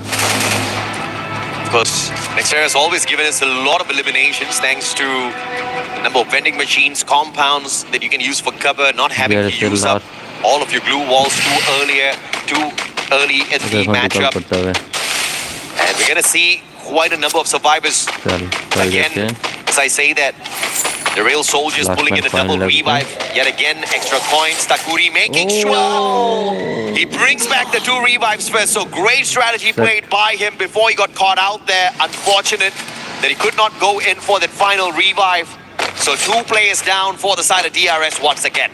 AGL is really scary. If you think you managed to shake them off, you just really a false sense of security before finally being taken out. He's done his due diligence though. He brought his teammates back into the game, and I think bringing them back into the game poses a big threat to so many of these teams. Now, in this particular area where Falcons was, you could see just now they were really looking for Jazzy. He's still very much alive, but they have to be very, very aware that Loud is close by somewhere in the wing. So this could potentially be a 2-way fight. Is looking really good right now. Rough run for Demon's Pride. Yeah, Pride definitely taking a hit here on day 1. Still down at the very bottom of our leaderboard, which is 10 points to their side. David 444 down on the ground. It's the pick up there, and the recovery is solid for Gun Dynasty. But they have been challenged all throughout this lobby. The only luck they have now is they're dealing with DRS, and they've got the numbers advantage in this battle as well. Really trying to find this bounty as well as really settle it down as well as Alu tries to put a little bit of space away from GD. If he's able to maybe isolate this fight by a bit of time, so Strikes will be able to give him a bit of, I would think, support. That'll be really good. Now the Falcons finally run toe-to-toe against Loud. BZP forced to move away here as the Falcons finally rally back. They have a nice high ground to play with. Over on the other side here, going to cook up that nade, throw it forward, but I'm going to think it's going to be going a little bit too wide as BZP is just so quick on that reposition. Yeah, that was a blind nade there. No Moko for the advantage. Good time turner for BCB. Has got the double barrel, but the Valiant Dash is bursting through him. Extra bit of confidence off of the electro therapy that Cassie provided them. Limit those straight down to the ground. Recovery is not going to be impossible here, but they're going up against one of the best Brazilian squads. Loud can shut them down, and that's exactly what Nix does. M10-14 perfection on fire taken down. Karoro shut down as well. Loud making a lot of noise, but Venus there for the save. But the pickups have to be the focus here. And Falcons surviving this one. Guaka too far away to back up the rest of his brothers, and Falcons will survive because of that. I am loving the fact that Falcons really double down on this, and then Dedrick as well, just stuck in the corner, trying his best to survive. But Buram United, they're saying no. So as much as you want to survive, it's not going to happen. We will dig you out of that hole if we have to. Gets one more point to their name, and now they're going to go and find a different way into the area. This mid-side area in terms of rotations here, southern side, EVOS has controlled this area. Toward the western side, you have PDX is sort of moving around the area. Northern side, Aurora, but middle side here, you have, I think, GD and AGL forward, and TAG just busting forward, looking for this fight eagerly. Just with that game 3, Buriram has jumped into the top 3 already. Now you see the Moko tagging up the players on the side of Team Apex Gaming. This is a little bit of a pinch. AGAL focus fire. Team Apex Gaming very smartly repositioning, just staying away from the process of both AGAL as well as Gun Dynasty. A sticky situation here for the Indian squad for sure. But they're not really showing their hand either. They're just really hoping to weather down that storm, because no team can really get too close to one another for these forward fights. Pina, somewhere along the line there, does find Sturwix eventually. Alu runs forward. They're almost taken down on fire, but regardless of that, would have been traded. So now the blue zone comes through here. Kiroro should be brought back into the game, as Loud is slowly trying to recalibrate themselves. Recalibrate indeed. The double revive coming on through. Full squad once again for the Brazilian squad. Loud have been loud from the start. Very consistent to keep themselves in the top 4. But they have to make sure they play a little bit of recovery here. And Nix is going to have his foot shot off. A-backs with a sharp shot from afar. AC-80 perfection once again. And yet again, the Brazilian squad on the back foot. This is just not their lobby. Recovery seems to be really difficult. And that's exactly what Nextera is. Lots of spots to hide away at. And we have got a ton of squads. So many players still alive and kicking as we approach the 12 minutes. Yeah, Alu is not going to be able to hit the ground there. Going to just get knocked down so quickly. His teammate did try to give a bit of pressure there onto Buriram United. Not happening though. You know, like you mentioned, Moshi just so superb on the snipers. Oh yeah. Buriram showing that, yes, we were ramping it up slow, but nothing impossible for us to catch up with. Rasha though, right below the bridge like a troll, up against Falcons, but gonna get caught all alone here. On fire, making the rotation. Rasha, can you survive this one? What kind of trickery will you show us? It's Gun Dynasty that takes advantage of the chaos. And the follow-up is solid. EVOS with the revenge. The players on the side of Paradox taking advantage of the situation as well. Enrique is going to get picked right back up. And Falcons off of that rotation put themselves under the bridge, losing 2 players in that sequence. In this situation, EVOS as well, trying to take away this positioning coming in from Aurora, but cannot able to come close to them at all. And EVOS is very, very patient here, trying to find an opening, an angle, anything, but also aware that Loud is close by. One moment your head is out there in the open, it's going to be instantly popped, and that's how it is for both of these teams here. And it's sort of a momentary stalemate between these 3 teams. You have to worry about PDX as well. You also see that they're trying to rush away from the area as On Fire tries to put in the damage. See if Not On Fire can get this catch up here. Quickly repositioning right under the robo. And it gives them a little bit of cover for the time being. The launch pad, I think they were looking for a little bit of a higher angle as DRS Gaming gets taken out of the equation. Locked down by the thrill of battle. And Falcons needs to quickly reposition. They do not want to get stuck in a fight without their active skills. Riptide rhythm from afar. EVOS will play some shots, but it's Aurora that takes the advantage with that shot. The Malaysian squad slowly sneaking their way back in here. Locked down once again by the thrill of battle. Potentially out of the Brazilian squad this time round. Grenade. What a tight angle played perfectly there. But Loud up against EVOS, that's going to be the appointment that they have to go through first before catching up with the Malaysians. This is insane high-stakes fights as well. Just fighting for this real estate property. Saifa gets knocked down somewhere in the corner here as EVOS still saves their lives by just hunkering down in the corner and waiting out the initial onslaught. Because he trapped barely alive, already taking out so much damage. Gets a top-up here, trying to break into the building. And somewhere in the corner, Team Apex Gaming does already get eliminated here. Loud waiting patiently on the outer side here. Like it or not, EVOS and Aurora are gonna have to vacate the premises. Now the glue wall's been, I think, destroyed. They're coming into the area. EVOS forced to move back as well. A smart repositioning here by Loud. Put a great distance between themselves and the chaos that they almost encountered between EVOS and Aurora. Now leaving the battle between the Malaysian and the Indonesian squad.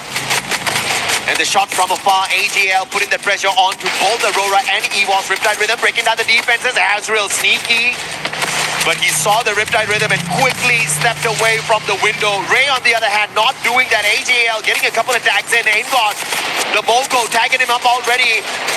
And it looks like he will sneak away. Ray, on the other hand, will not get the pleasure of doing so. Axel's gonna get caught out. Riptide Rhythm again putting on so much of pressure, taking advantage of this tight little compound. And Aurora again will get snuffed out early. You is doing great. It's really catching people in the mid of the rotations as well. Now, Evo's only aim god is live. Gonna hunker down the corner as Loud is gonna work their magic onto GD. Aim god rushing through, but for the other side here, it's gonna be a massive Nyx and Trap doing a lot of magic, but GD pressuring them. And AGAL also wants to join in on that fight. GD rushing forward.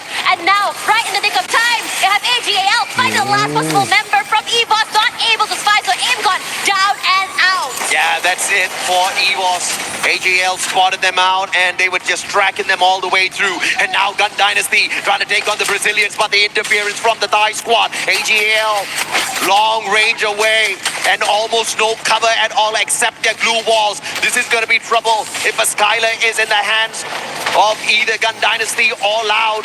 And they'll quickly take some cover behind the boulder as well as these trees. Great rotation, great defense from the Thai squad. AGL being very patient here, stuck behind a rock, but definitely not a hard place yet. But now as GD wants to take away this real estate from Loud, cannot do so. Damage is done. Nice damage onto Trap, but no more than that. Beautifully played here by Latam. Understanding the angles perfectly. Trying to make use of the utilities instead of taking a straightforward fight up against Loud, who do have the positional advantage in that sequence. Shiru, though, caught in hand, looking for the flank, trying to play a little bit of pressure on AGAL to take AGL out of the equation here before they have to deal with Brazil. And AGL understands the little bit of a pinch that they are in, trying to close the distance down to take the positional advantage away from GD as the circle forces them closer in. Shiro is just trying to really just come into the area, can go for this backstab. AGL does try to collapse forward, but the amount of pressure that Loud is putting on them is incredible. The glue walls are just immediately destroyed. GD cannot come close and come into the compound at all. Do fall, David, good one onto him as well. And Shiro, his position finally seen, forced to move back here. David putting in that damage to AGL, a quick reposition forward, and they are going to collapse. AGL cannot move forward. What a beautiful rotation, man. That's perfection out of Thailand, perfection out of AGAL. But now, how do you deal with this chaos? Gun Dynasty have been pushed outside. They are at a disadvantage at this point of time. But when the circle starts closing on in, it's going to be trouble. Where will the zone move? Who does it favor? And Trap, what a name. David taken out, but the time turner is active on their side. They didn't waste it earlier on, and that allows them to pick up their rusher instantly. And it's really good. One more. Clean! Nice shot and knockdown coming in from Cypher's skill. Great work coming through here. Loud still has the upper hand advantage in terms of positioning. AGL, HP chunking down. The damage comes through, and Loud, all they have to do is just rush forward, and they're completely surrounded from every single angle. And Loud, once again, a booyah! Second booyah of the day for Brazil. And they are not messing around. Got pushed down a tad bit. The performance at Purgatory, not the best. And Solara, it was decent.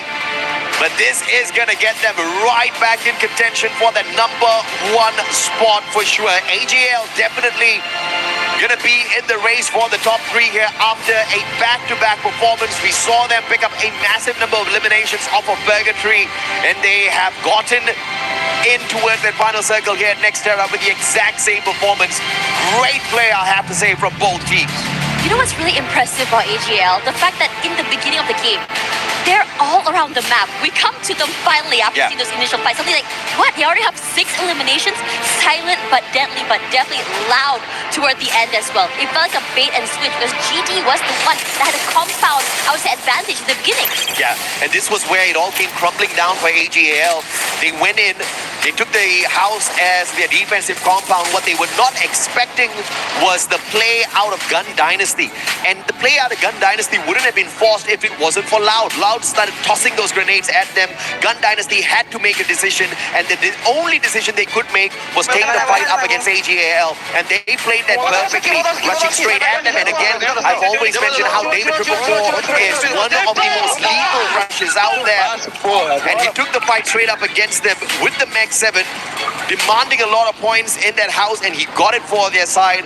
But towards the end, it just wasn't enough. AGL stood their ground really well with the defense, but they had to lose 2 players in that sequence as well. And Loud with the advantage just walked away with it towards the end. It's not always about the most aggressive. Sometimes it's about who understands the final circle better. Yeah, you have the eliminations. You have to find that I would say balance, right? Yeah. Between getting to that last few points with those placements, plus also getting those eliminations as well. And AGL has, I would say AGL, Loud, Buram United have really good, I would say, grasp on being able to do all of this coming into the game. I think what's really fun to see as well is just the fact that for AGL, they know how to do the bait and switch, they know how to go for zone control, but I have to say that for Loud just now, they were just doubling down on that real estate. They know that they had the height advantage, they know that they can just really kind of keep out GD from their area and force GD and AGL to go for that fight, and all they have to do is just clean up house. Yeah, and it's been very impressive to see this Brazilian squad so far, because yes, it wasn't a very aggressive purgatory game, but if you look at their positioning placement in all 4 games so far has been phenomenal. We're going to take a quick break now. When we come back, the final 2 games of the day.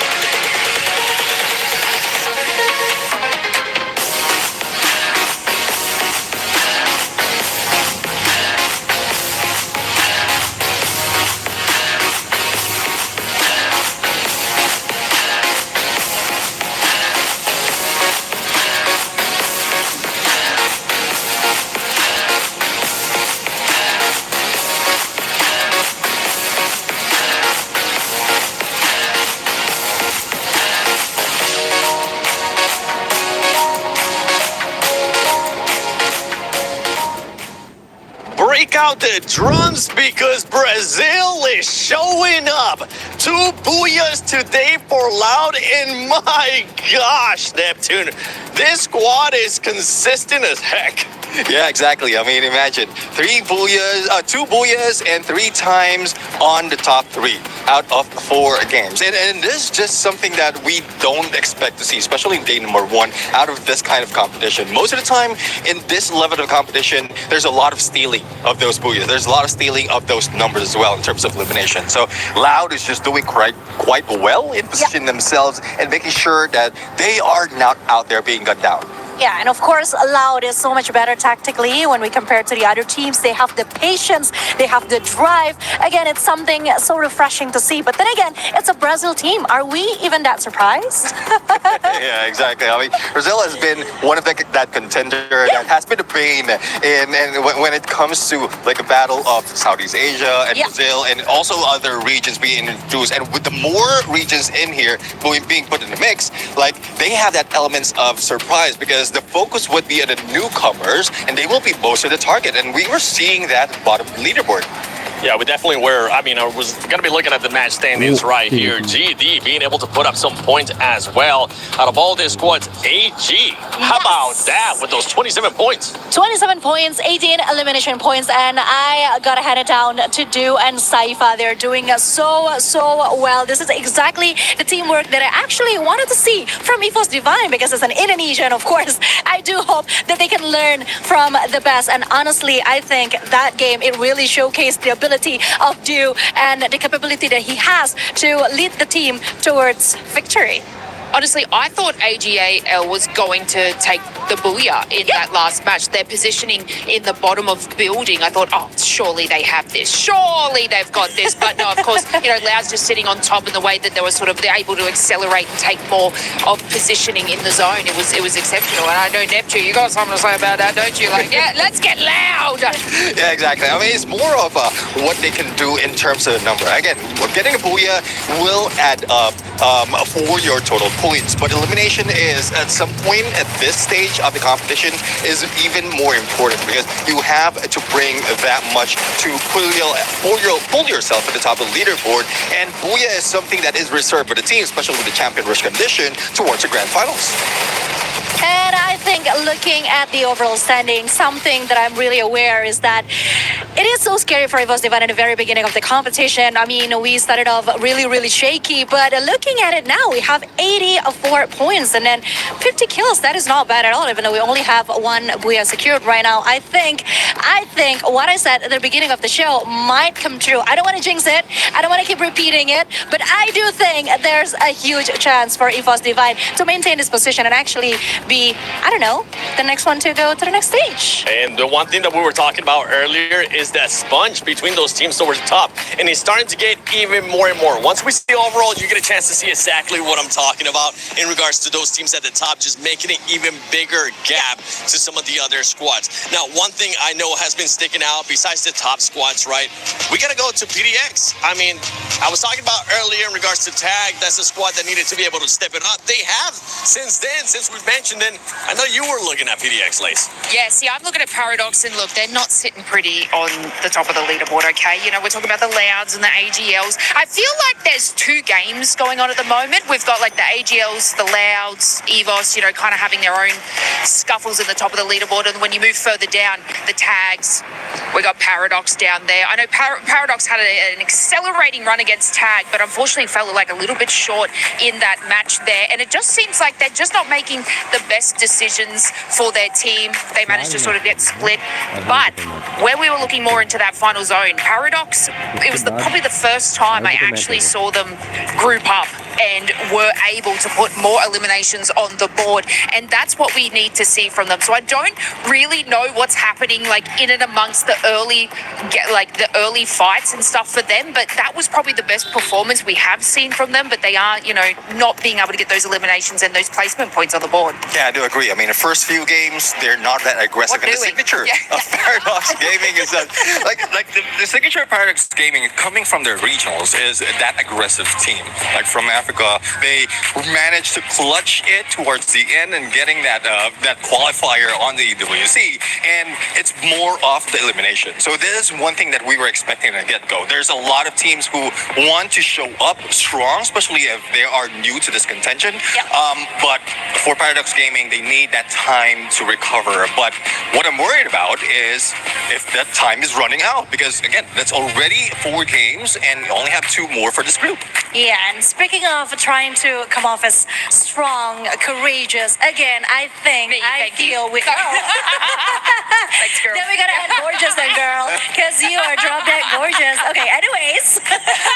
Speaking of courage, of course, we have to also talk about Gun Dynasty again, because finishing at top 3, it's just so amazing. It's making me feel like I need to know more about this LATAM team. I mean, that is just crazy. They are now at the 5th position of the overall standing. 69 points, 23 plays, and then I'm seeing 46 kills. That is amazingly huge for them, Neptune. Yeah, I do agree. I mean, from the first and the last game, they managed to get 20 plus on elimination. It was a little bit slow though on that second game, and towards that third. I think it's because of the challenge they have on that game number 2 or the match number 2. Thus, they didn't get that much on the point. But I'm really looking forward to them to catapult themselves a little bit higher in this point right now because they're very close against Korea United. Yes, I'm about to say something that I might regret, but right now, I actually enjoy watching Gun Dynasty more than Buriram United Esports. Oh, I enjoy them so much. It's crazy. Like I found a new love today. what's making you enjoy it so much? Because remember, Buriram, even though you didn't get a chance to talk about them earlier, they did end up picking up that one booyah. Yes, they did, but I think it's just about time for a Gun Dynasty. I mean, you saw it on the 4th game. They were so amazing. And again, the courage that they have and the strength to back it up, it's just so amazing to see. Yeah, I guess the difference between the gameplay of Gun Dynasty is at the beginning of the game, they show up. That's where more the hype is coming from. And compared to what we've seen in Korea United Esports, the signature is you're invisible in the first half, and into the second half, that's where you get all those elimination. But at some point, they're surprised. I'm pretty sure they're counting how many opponents that they have in front of them towards the end. And with 7 or 8 teams against you, you couldn't, or Korea United couldn't really bring that fire and catch up with the numbers. But it's a good thing that they did get that booyah. Yeah, and right now we're looking at their squads that they need to wake up, especially when we're going to be going into the final 2 games of Group A. Keep in mind, for everybody watching at home, you're saying, wait, final 2 games? No, we still got 6 more from Group B coming up. So make sure you stay tuned for that. But I mean, from some of the other squads that we're watching, we saw the Pakistan team, right? They're towards the bottom. They need to do something because right now, the top 4 squads, the cutoff is at 70 points. And that's not going to stop. That's just going to keep going because of the consistency, Conchita, that we're truly seeing out of their squads.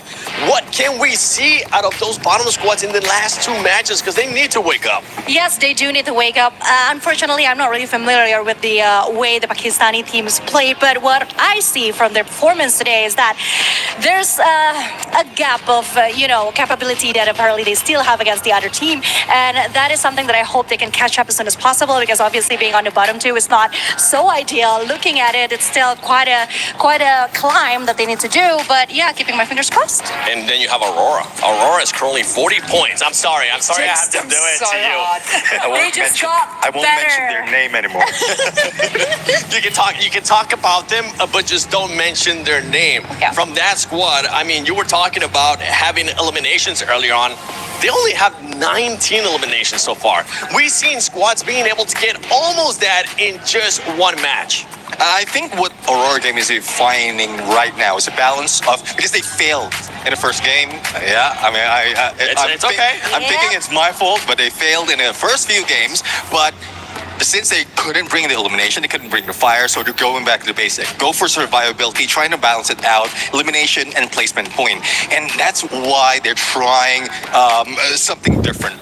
Because just go and try to catch up, or go for catch up on the placement point. Once they get the groove of how to find the final circle, then they can get those elimination. Yeah, what I've been noticing is that every time they go into an altercation or try to take a fight, they come out as the losing team. It's down to 1 player, then they're going to have to make that revive and try and do that. So I do believe that, if they can continue that survivability, because eliminations will come in the end, okay? As long as you can make your rotation, you get to that final zone, the elims will come. So hopefully we can see that sort of progress into the next games, because they slightly started doing it in that final match, but the first couple of matches, every time I saw Aurora fight, it was them out, and it's not working for them. So they definitely need to adapt and change, because mechanically they're gifted, but they're not making these decisions correctly. Yeah, I so agree, because individually they're great players, but somehow when it comes to the teamwork, something just isn't working. There is something that they need to change. I mean, it's like someone needs to step up, I guess, and be the role model for them. Yeah. I might step out.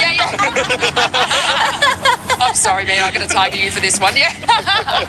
No need to do that. I mean, in regards to eliminations, one squad that has been stepping up is Team Apex Gaming. They have been able to put up those elims. At the beginning of the day, they were struggling a lot.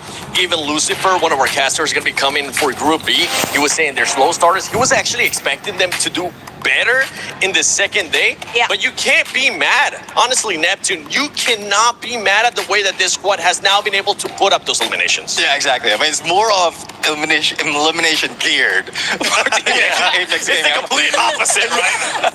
Complete opposite of what we're going for earlier. Like placement point, they like no regards of placement point. All they have to do is early on the get-go, they want to get all those eliminations in, and at some point for a team, they're treating it as a 50-50. Like it's a double-edged sword. But for Team Apex Gaming, they want to bring down the sword against the opponent. Whether they lose, I think they can carry over those eliminations in the following round. The risk is they're losing the balance of finding the final circle. And again, there's still importance of that booyah. Probably not this point of the stage, but if you're really catching up in numbers, you have to do well in both.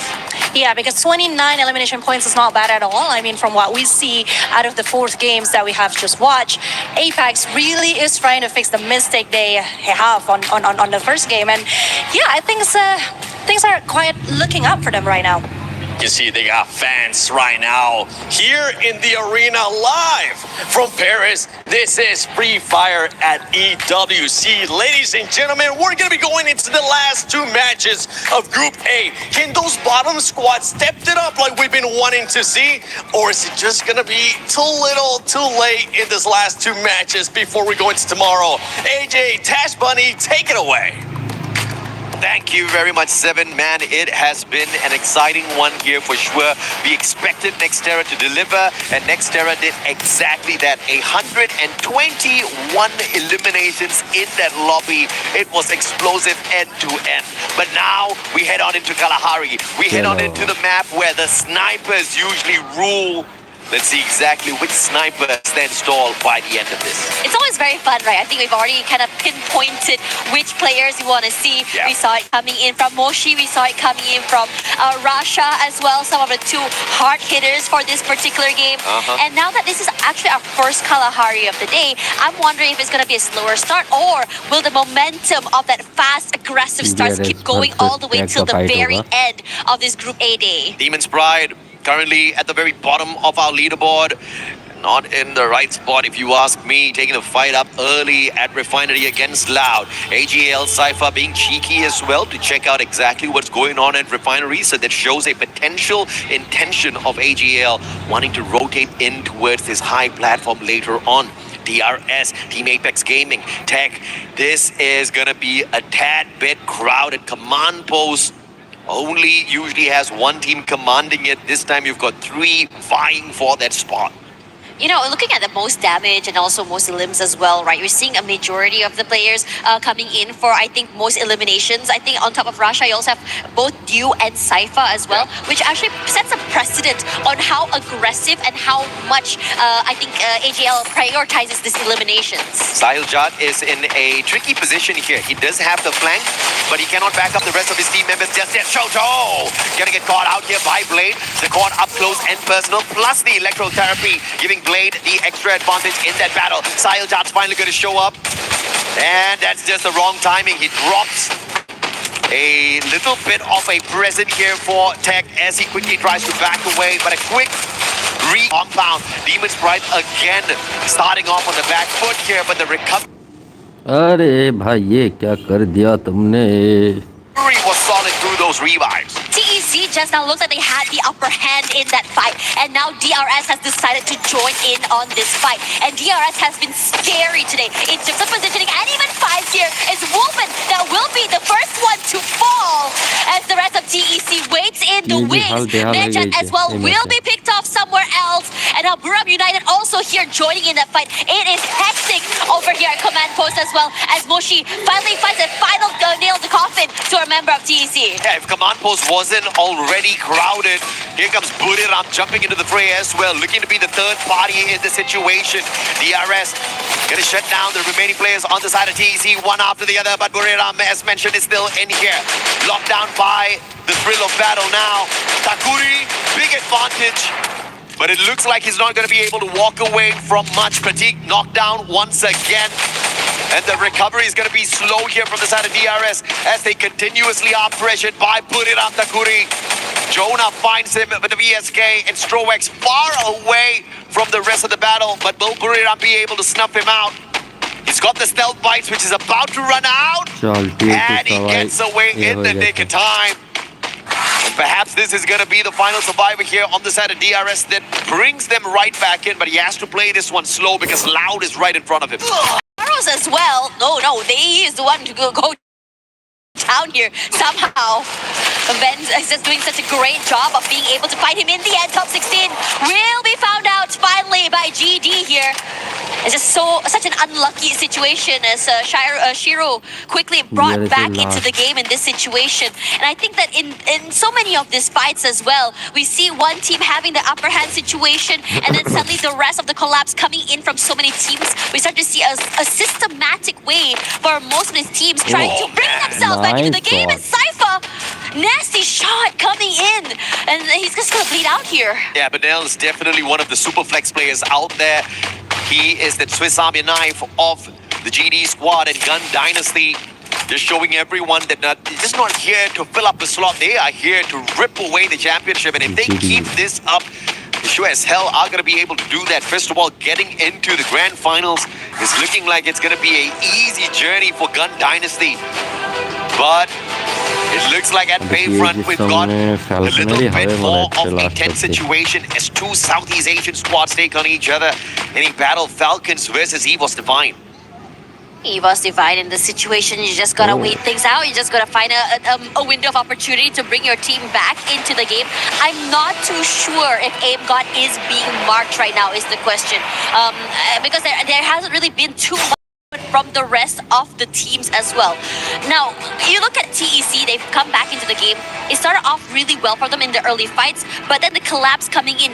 I think the possibility of third parties today have been incredible for so many teams. We see it happening from so many different angles. And for Falcons, they want to try and check this fight against TAG. A crucial rotation here from Aim God, looking to bring the squad of EVOS back into play. If they get eliminated now, being overtaken by AGL and Loud is a no-brainer.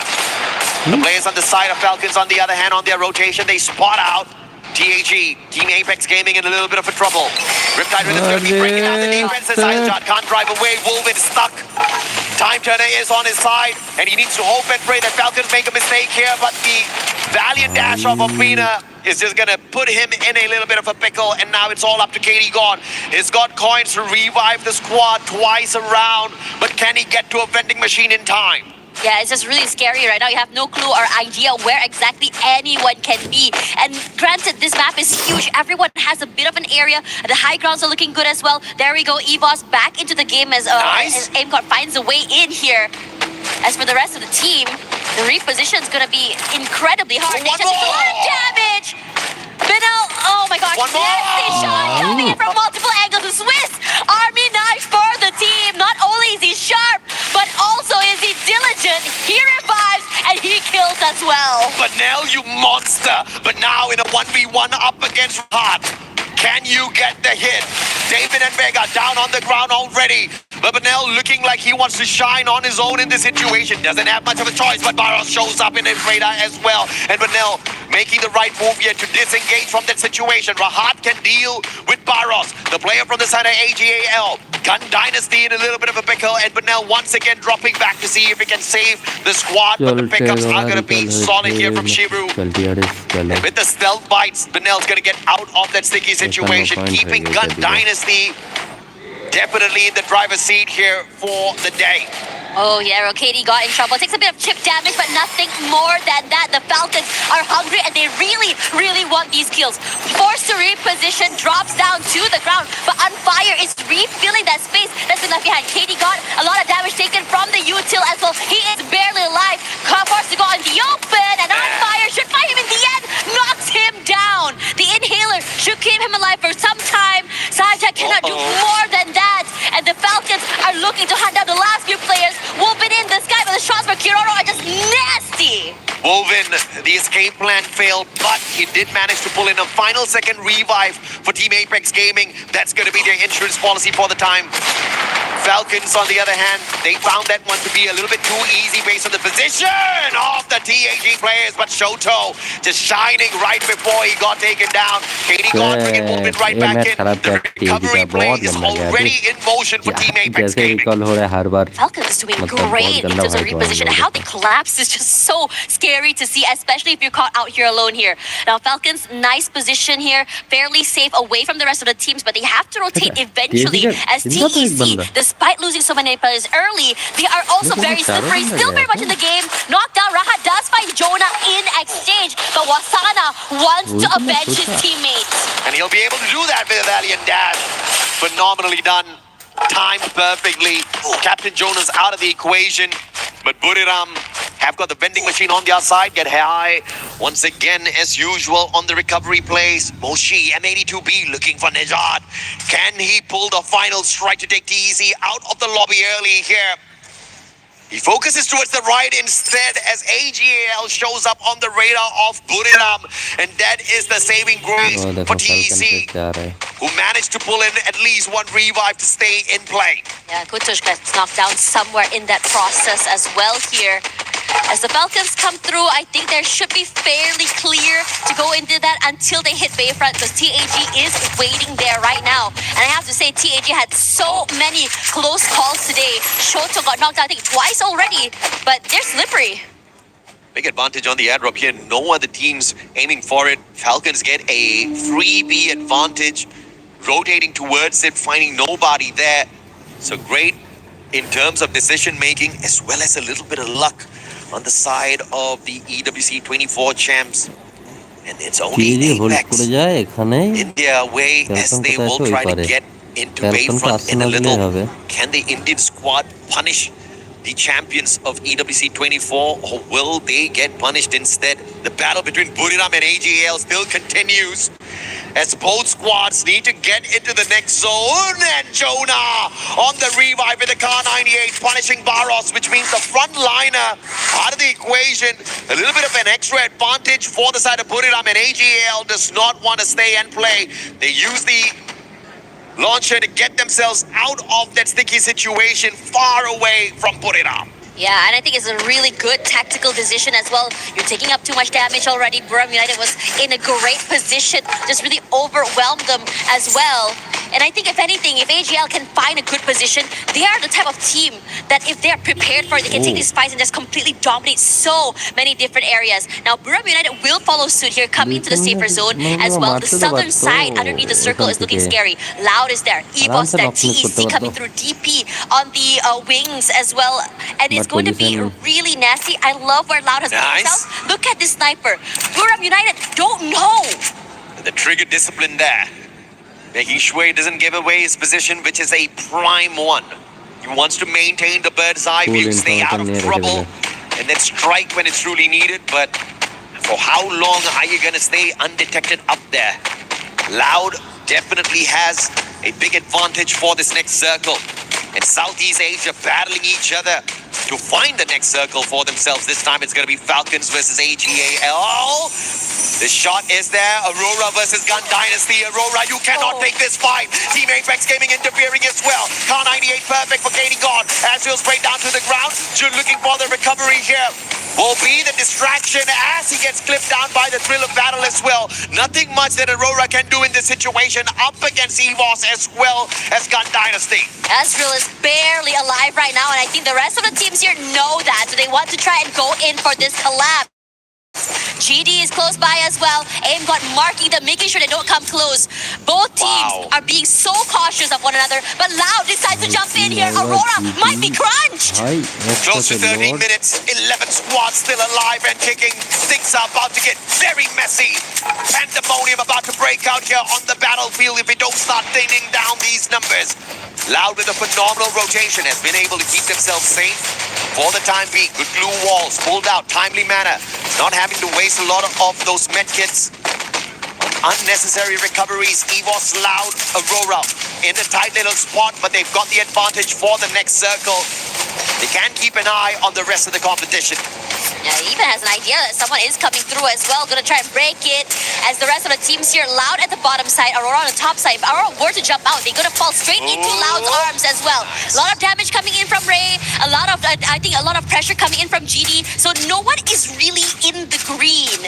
If anything, anyone is out here for grabs. It's an FFA area, free for all, for the first person that pops out their head, and everyone very cautious. And over to our Bayfront as well, the same thing is happening because TAG, you have Falcons coming through. They're watching straight for to attack. And AGL, you know them. You see them fighting. They're going to try and third party you. Yeah, but still, gate kept by Team Apex Gaming.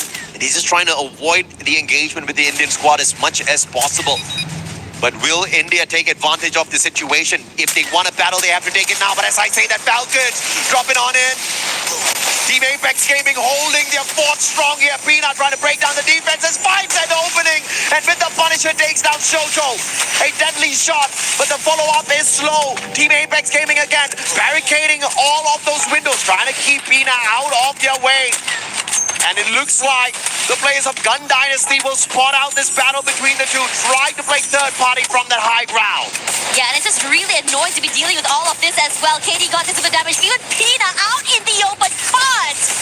Limit does find one. Wolvin eliminated as well. Oh. Forced out in the open. What can you do? You stay inside. You eat damage from the util. And now for GD, all they have to do is just pick them off one by one in the middle of those rotations. Gun Dynasty, the biggest winner in that equation. And Team Apex Gaming, they survive the ambush by Falcons. Not somehow, that's how. Beautiful play of Gun Dynasty. And Gun Dynasty doesn't care exactly who's in front of them. They just want these points. And yet again, Gun Dynasty taking the fight up against Team Apex Gaming. But this time, they do not manage to defend themselves. Latam just too strong. And Gun Dynasty, from being the third party to the Predators in that equation, and Team Apex Gaming had nothing left in the gas tank. They have such good timing and such insane awareness. Now AGAL, because they're on the lower side here, they have to wait through for this first fight to happen. And finally, the stalemate is broken. DP now in the open out and just fighting. PDX as well in the same situation. Top 16, taken one already. This is not a equal battle. Paradox can be outgunned here by Gun Dynasty. The only difference maker is going to be the ambush by AGAL. They take the timing right. But now, super low. It's the lightning zone that gives them the extra bit of advantage as well. And EVOS has showed up out of nowhere. And Gun Dynasty, like the third party equation that they pulled off, they get shut down. Aurora makes their way out of the lobby a little bit too early once again. Gun Dynasty looking for the recovery. But Nell and David, no vending machines around them. And the shutdown by Cypher off of that Mag 7 is perfect. Gun Dynasty loses yet another. And Paradox still alive and kicking through all of that. And it is hectic here as Burma United completely want to crash down Loud. And they do just that. Moshi knocked down already. Wasana coming close, keeping the team fairly alive and healthy. Here's PDX coming close, trying to take a little bit more space. But the high ground Burma United has gives so much vantage. This is the most eliminations we've seen out of Buriram so far. And AGAL is on fire as usual. The most they picked up was 18 eliminations at Nextera. And they want to break their own record here on day one's run. What a phenomenal day AGL is having for themselves. And two live squads in this final circle up against Gun Dynasty that stands no chance because of their numbers. Yeah, GD only one player alive, not for long, but now will go down next year. And AGL on fire, crashes through here, kept away by those blue walls. Mochi, almost eclipse finally does, goes down to Faros, and he's not done quite yet. Cypher finding great angles and positions here as Jonah puts in the damage from far away. It's hectic. Wasana jumping, trying to find a way against Cypher, but cannot do more than that. The record for eliminations is 18, set by AG Global, but no booyah for them on that match. Buriram on the other hand looking to set the record for the day, and now it's a 1v1. The support up against the sniper, and the support player is stealthy on the front lines and deadly with the Mag 7. Buriram late to the party, but biggest on the numbers as they break the record set by AGAL. Record breaking and second booyah of the day. This team feels unstoppable. There's just so many things happening right now, but they're so, I would say, aware on how the positions are going to go, how the moves movement is going to be. And somehow they managed to find that last crucial kill at the very, very last possible timing. It was Buriram that set the record for the highest points at Purgatory. 15 eliminations plus the Booyah. But they got matched up with it. Problem was at Nextera, AGAL just could not walk away with the Booyah. It was Loud that ruined their plans, walking away with the second Booyah of the day for Brazil, and kept them from breaking the record of Buriram, and Buriram showing exactly why they're three-time world champs. Phenomenal play. Let's check out these replays as well as Buriram pulled off that final battle sequence. Honestly, I think that what's really exciting particular match was not just about Buriram United, but I think it's just more of like how they decided to really double down in fights. Usually it's a bit more quiet by them early, right? Yeah. But this time around, you can feel like they're just starting to just get into the groove. They're starting to really feel themselves in this fight. Positioning-wise was also really good as well. They had so much control that high ground. I mean, the comms obviously just cool, calm, collected, not panicking in that situation at all. And get high XL, man. This guy is one of the most lethal supports out there on the battlefield, hands down. And when you've got a support player who can annihilate the squads, you really don't need to worry in a situation like that. A good reason why Buriram sets the record is because they are no strangers to it. Yeah, I think it's also really to think about how, you know, Buriram United approaches this game. Sometimes they're going a little bit more slow. They have a lot of pages in their playbook as well coming into this game. But I am really surprised at how, I would say, aggressive so many of these teams are starting from that get-go. I think everyone's starting to get really confident coming to the game. Even TEC, I would say, had a little bit more spark in them compared to the beginning of the day. Yeah, I mean, it hasn't been a great day for TEC. Managing to play a little bit of recovery on Kalahari was crucial for them. But, you know, it's just going to be enough to get them out of the danger zone. Not permanently just yet, because they've spent too much of time down in the bottom two. Now, we have got a little bit of a breather here for the casting desk. We are going to throw you guys onto a tad bit of a break. We'll catch up with you guys in a bit for Game 6 later, the final one for Group A.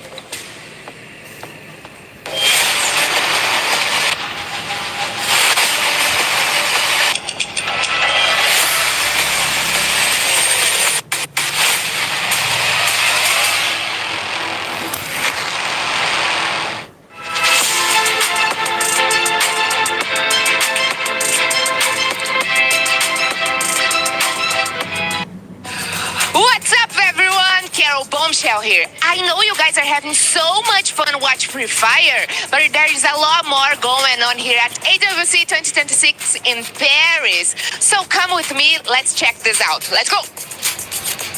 Have you introduced your outfit for today? No problem. There is a lot of options here at the official store. T-shirts, hoodies, socks, teddy bears, even hats.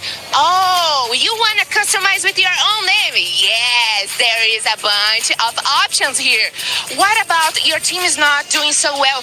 No problem. There's another options here, another teams that you can cheer for. Okay, guys, I'm so sorry. We gotta cut this right now because I'm gonna customize my own t-shirt. Bye. Lots of fun activations here, like in Lenovo Stand. You can play games and also you can do some different things. Look at this. Maybe I wanna try. Okay. Oh, sorry. I was trying to help you. Oh, maybe I should get in the line because we got a full house. You better don't take too long to come. Wow, we are in the middle of it all, the heart of EWC. We got a great atmosphere here with fans at stage 1, stage 2, the most important stage for you. Stage 3, stage 4. Oh my gosh. Oh, did you notice Team Vitality? It's your favorite team, so come and drink a coffee with them. Are you missing Kidia City? No problem. We got Kidia City right here with a lot of fun activations, interactions for you to have fun the whole day. And you know what? If you are in the area, you got to be mad to not to come here. So I'm waiting for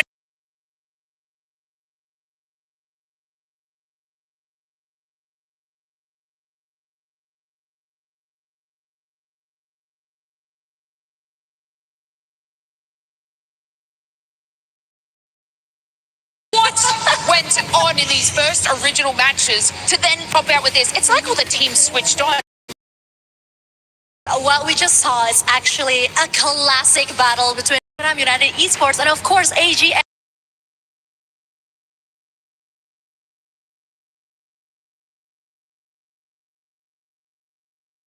Because boy, that was intense. I am so giddy inside. I'm so excited, and it's only the 5th game of the day. We still have one more game from the A group. Yeah, I mean, we have seen obviously AGAL dominating at the time, but it's nice to see these sort of teams take over in the mix. But I think if we sort of go back to that end zone there, I feel like these players are switching on, and they're like, you know what?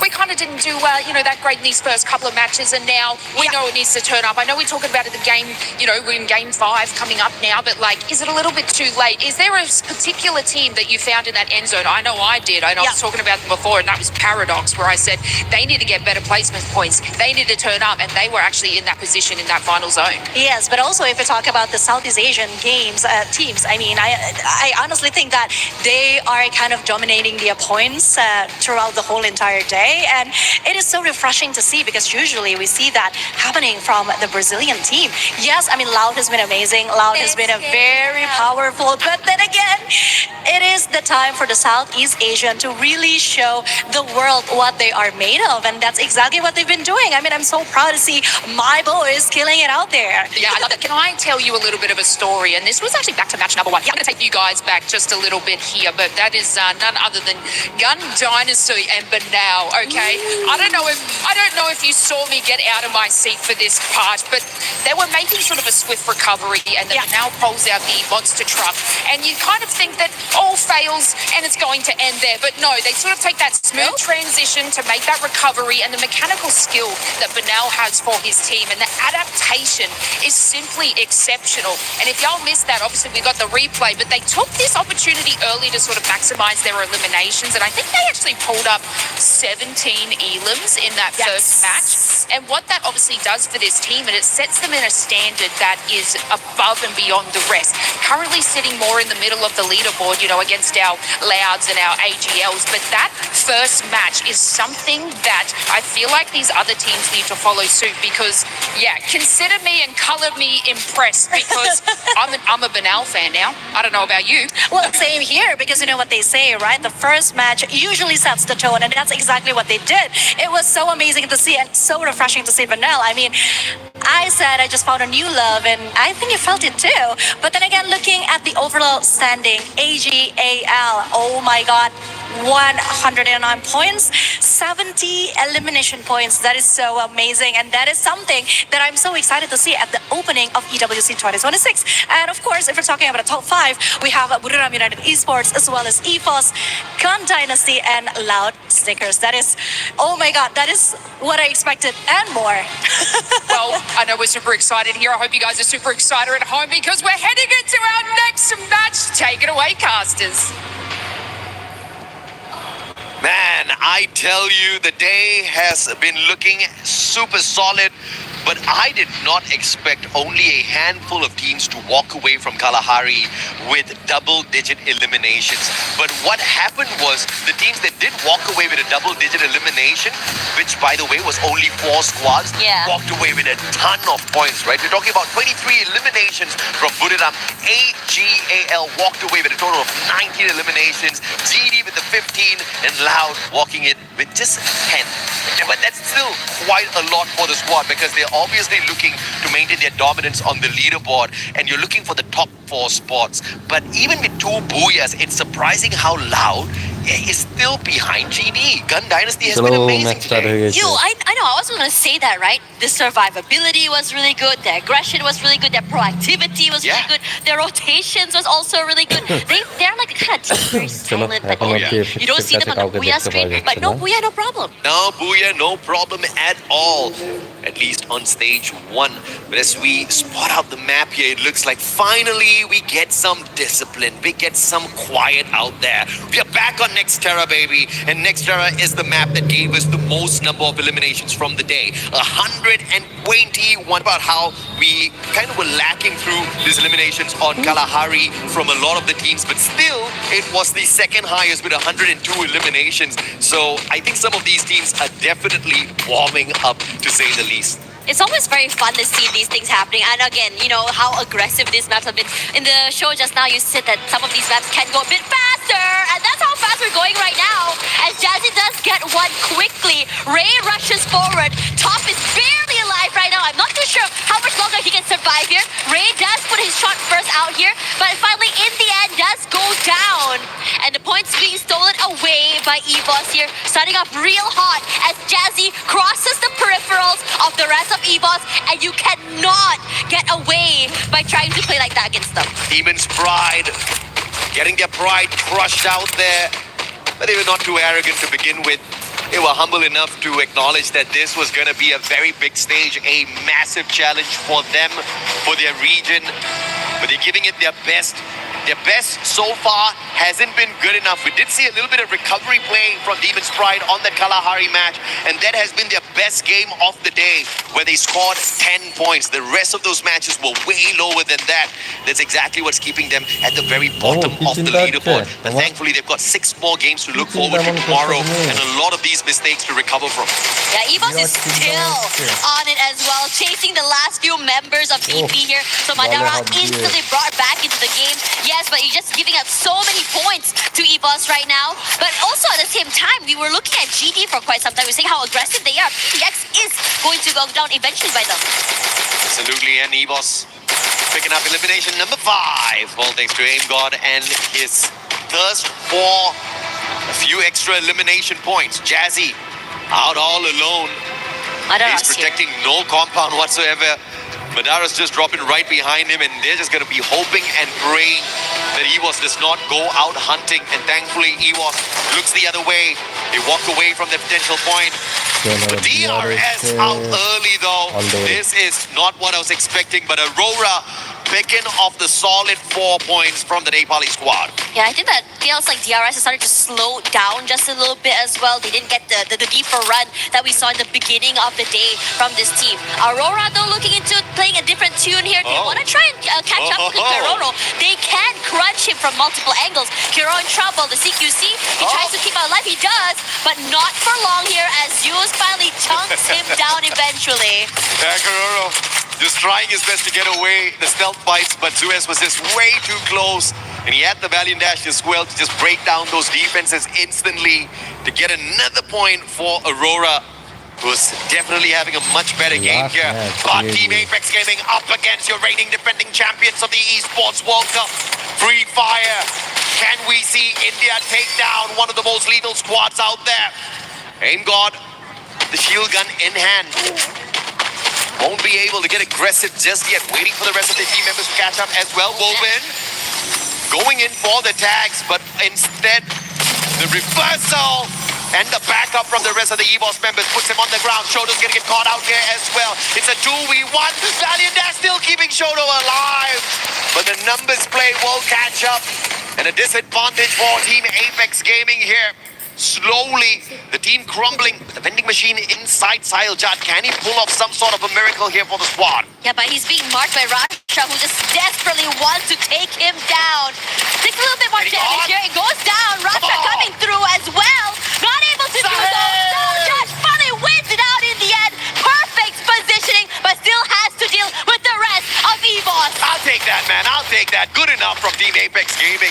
Sahiljat giving us some exciting tightrope walking survival plays off of the glue wall, just at the very edge of that platform there. But of course, EVOS Divine still with the advantage on the numbers. But what's important is the recovery play off of the Indian squad. He bought enough time for the survivors to scurry on away, pull in those revives.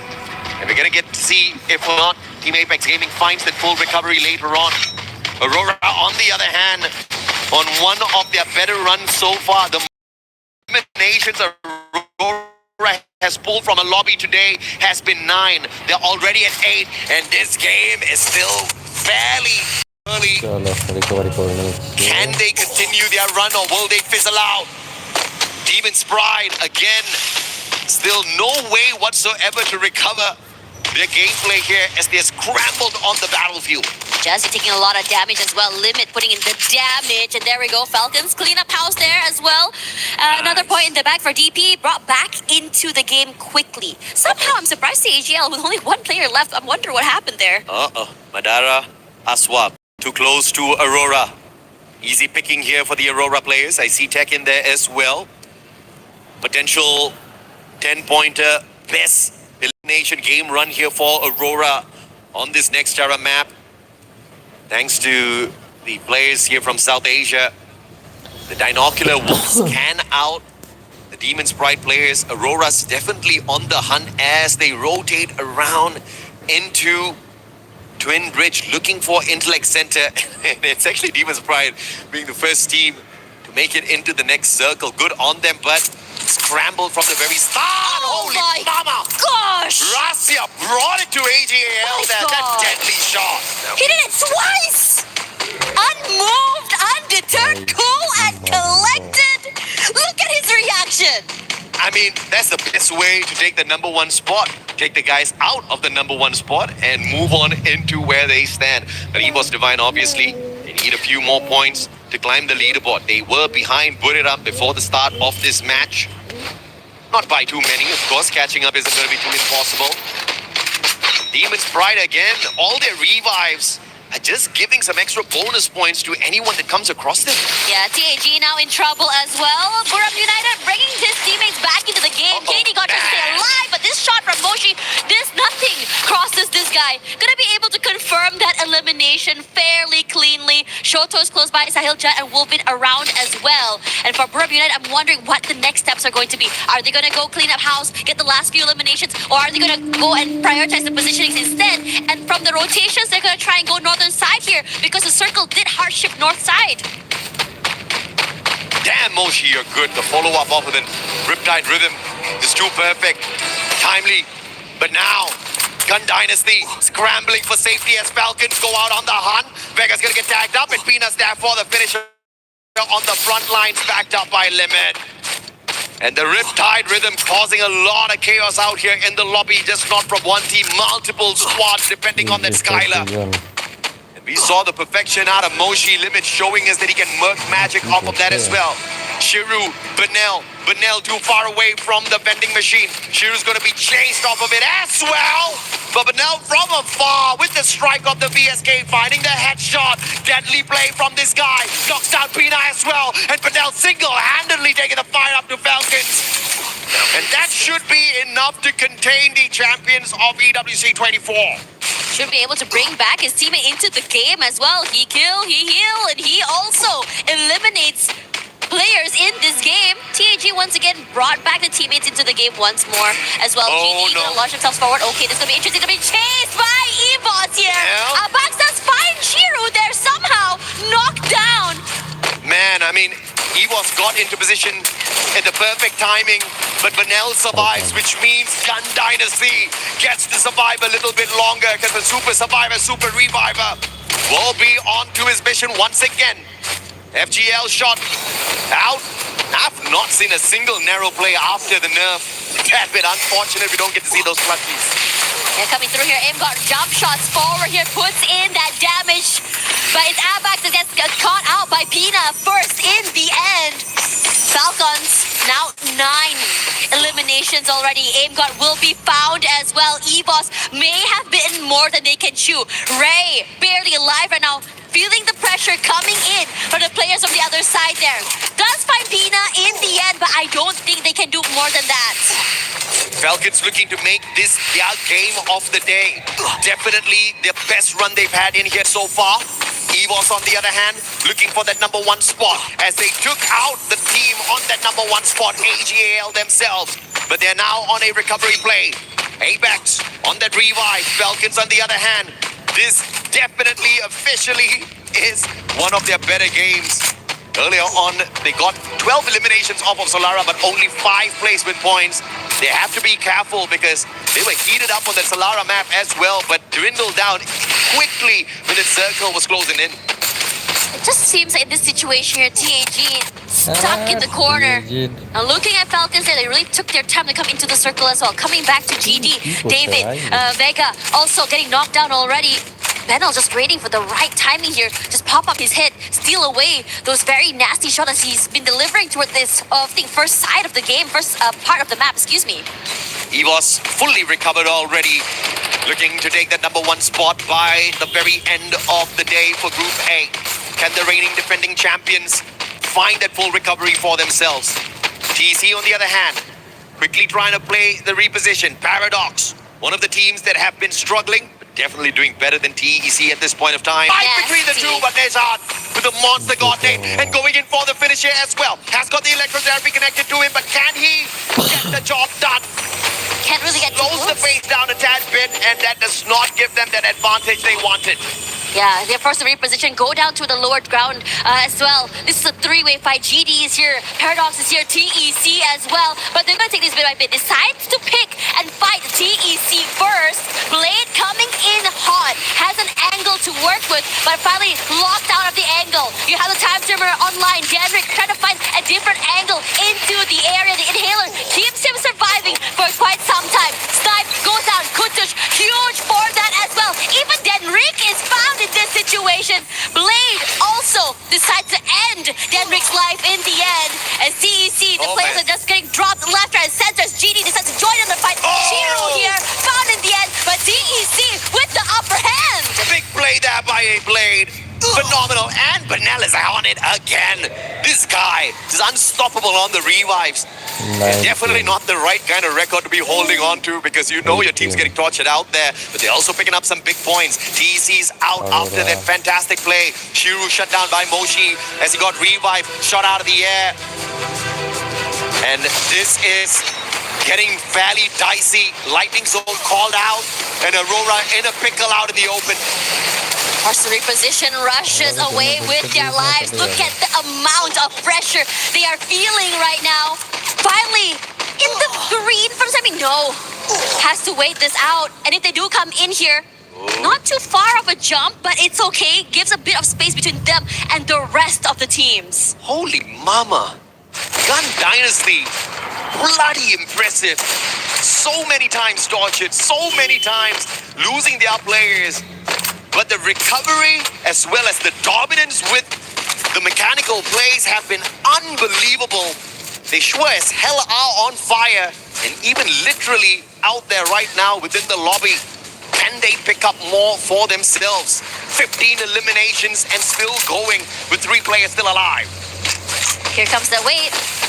Jonah putting a bit of space between him and the rest of the team.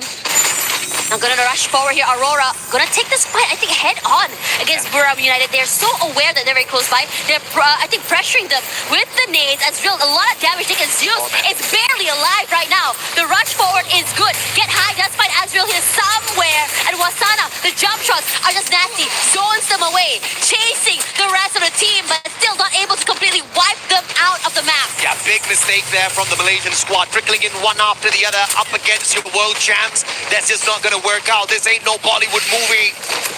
And the heroes, regardless whether or not it is a Bollywood movie, will always win out. And Buriram just that hero. Now the numbers disadvantage for Aurora. Buriram goes in for the finisher. Falling shot. Wasana and 590 perfection. Get high with the backup. And Wasana cleans up the house. Pulling away. 13 eliminations in totality, but now they're going to be pressured from the back. Gun Dynasty spotting them out. Loud's in the vicinity as well. And Demon Sprite surviving somehow and finding their way in here. This is a really great round for them as well, surviving this long.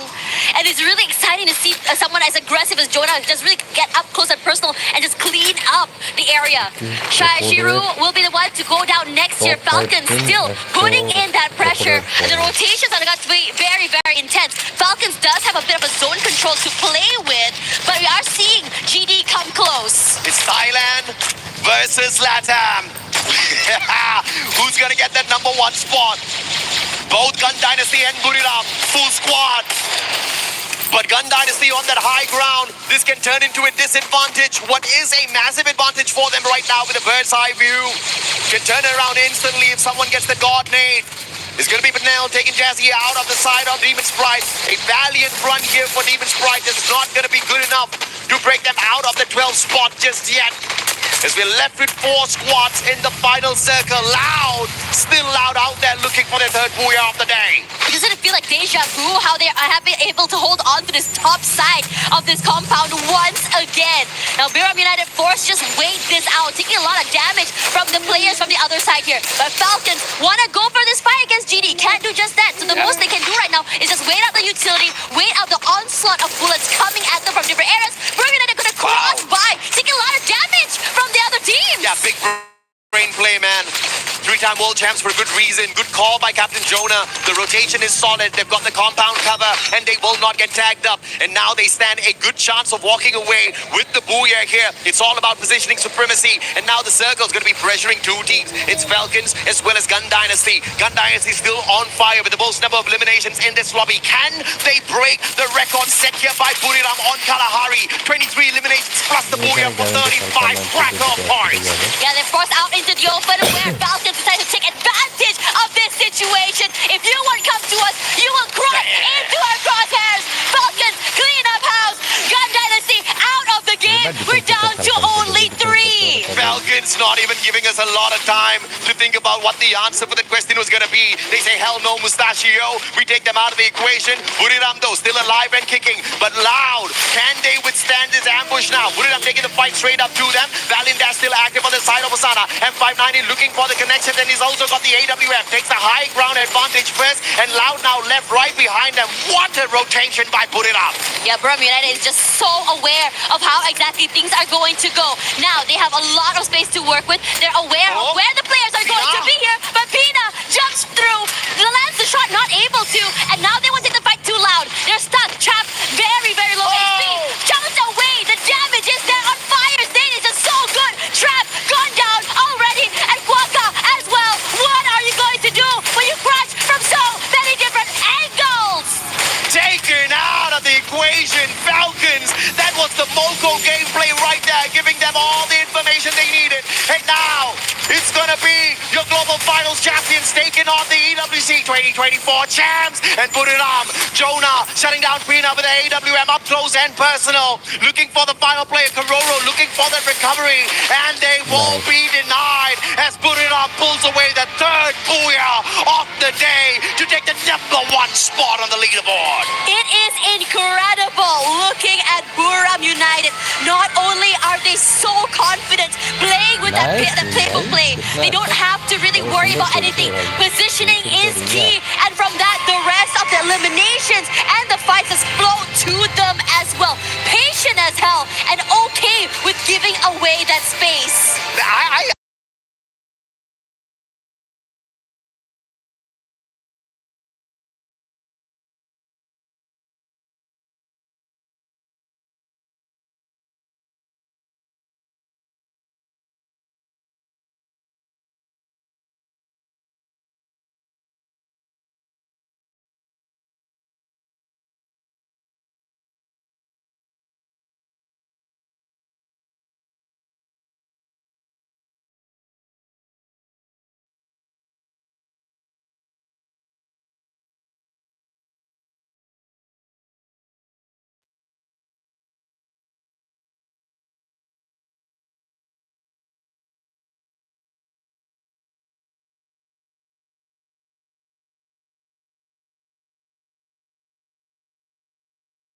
Big gap between you and your team, which allows you a bit more space to make some mistakes. And you have to also acknowledge the fact that this was the group that was dubbed the group of death. We have so many titans in here. And to clean up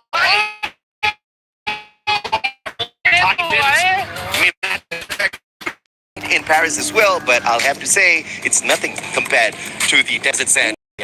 Yeah, for real. As we come into this game as well, I think what's really exciting to see about them is the fact that not only are they the type of team that really took their time in map number 1, but you start to see really amp and get more comfortable as most of these maps come by. You start to see Moshi, you start to see Jonah, you start to see Wasana really step up, able to take up space, and most importantly, there's a lot of support and trust with each other for them to really go all in on these fights. Yeah, but I have to say, Falcons, man, what a game here on the final one at Nextera to pull away 22 eliminations. This was by far their best game of the day. I mean, prior to this match, match. The most number of points they pulled away was at Solara with 17 points, and their second best was just 13 points. But they just finished next era with a 31 bomber.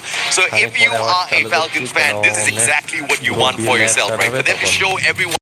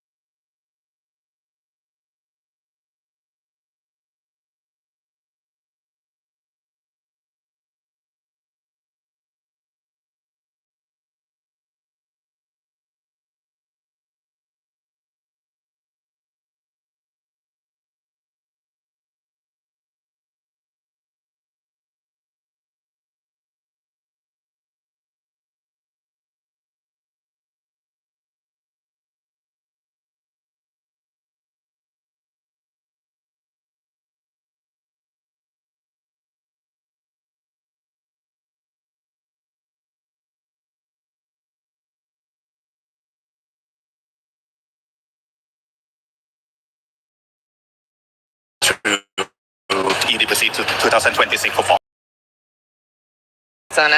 Well, I mean, you've turned things around because let's forget about 2025 because we are here in 2006 and you guys have done such an incredible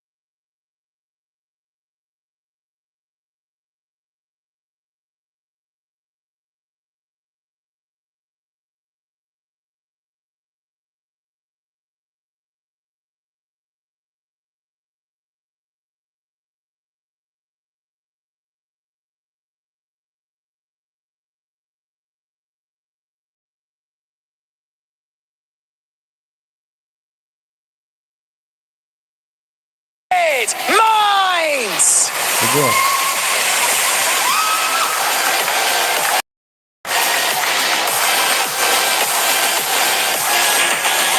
Team Secret!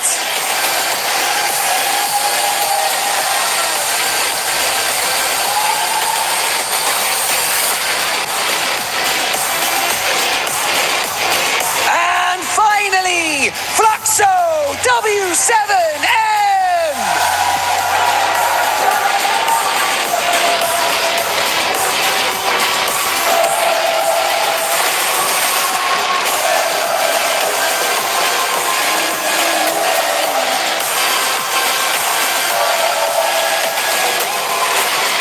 This is where your journey begins. You decide whether you dominate or whether you simply survive. This is Free Fire at the Esports World Cup. And which team will come out on top in this Group B? Hey, you know what? It's time to find out.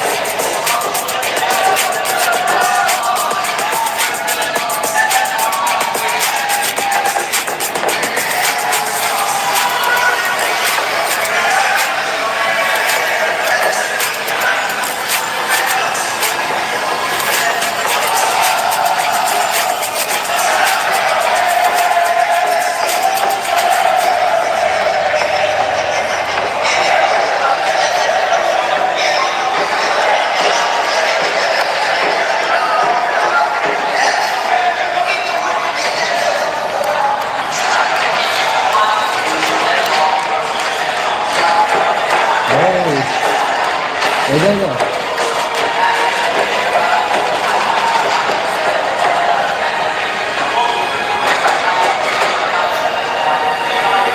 Betul.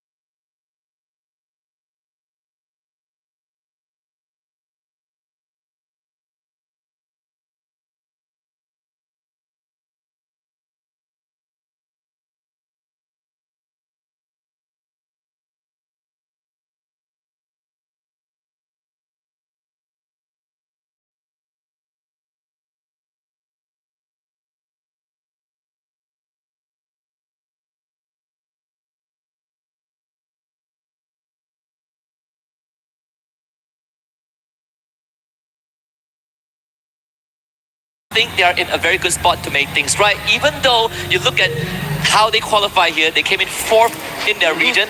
But I think, a team like Fluxo is a team that is always full of surprises. Yeah, the surprises and possibilities. I think this season in its entirety for Free Fire itself, teams have had an opportunity to prove themselves. With like how we spoke about Team Secret, right? They took up an opportunity who nobody in that SCA Grand Finals thought would be possible. Back-to-back booyahs, and something that Fluxo right now can do it for themselves. I think right now everybody is looking and gearing for them because they've been roaring from the very start. Even before we ended Group A, that was one noise that we heard from the very start and from the very beginning. And I think when we talk about the beginnings of all things, I think I want to talk about Total Gaming as well. Okay. This is a squad from India that have been the biggest in terms of names for Free Fire, and they want to prove on the global stage. They have certain recent changes that they're trying to test the grounds itself, and now that they're on an international stage, they would rightfully want to prove their decades of experience right here, right now. Even for me, it's a very exciting time because it's technically not the first time we've seen teams from South Asia and India compete in a regional international stage. We actually saw it for the first time back in 2022. It's been a long time coming, right? We sort of have the same journey as the Aurora Gaming from Malaysia, where it took 4 years since the last appearance on an international stage. So I think this really goes back to how much they can make use of the unpredictability of this group, right? I think with how volatile Group B is, it is very easy to blow the gates wide open and take that lead. Our experts actually also talked about RRQ's young star runs, right? Conchita mentioned it earlier on.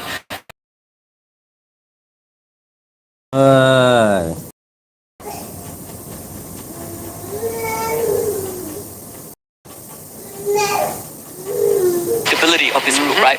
I think with how volatile Group B is, it is very easy to blow the gates wide open and take that lead. Our experts actually also talked about RQ's young star runs, right? Conchita mentioned it earlier on. This is someone that has been on my radar for a while. In Clash 1, phenomenal performance. I think taking over the reins of Abai in that playmaker role has really suited him very well. But like she mentioned, this is also the true test. Can he kind of deal with the pressure, right? Or will he fold?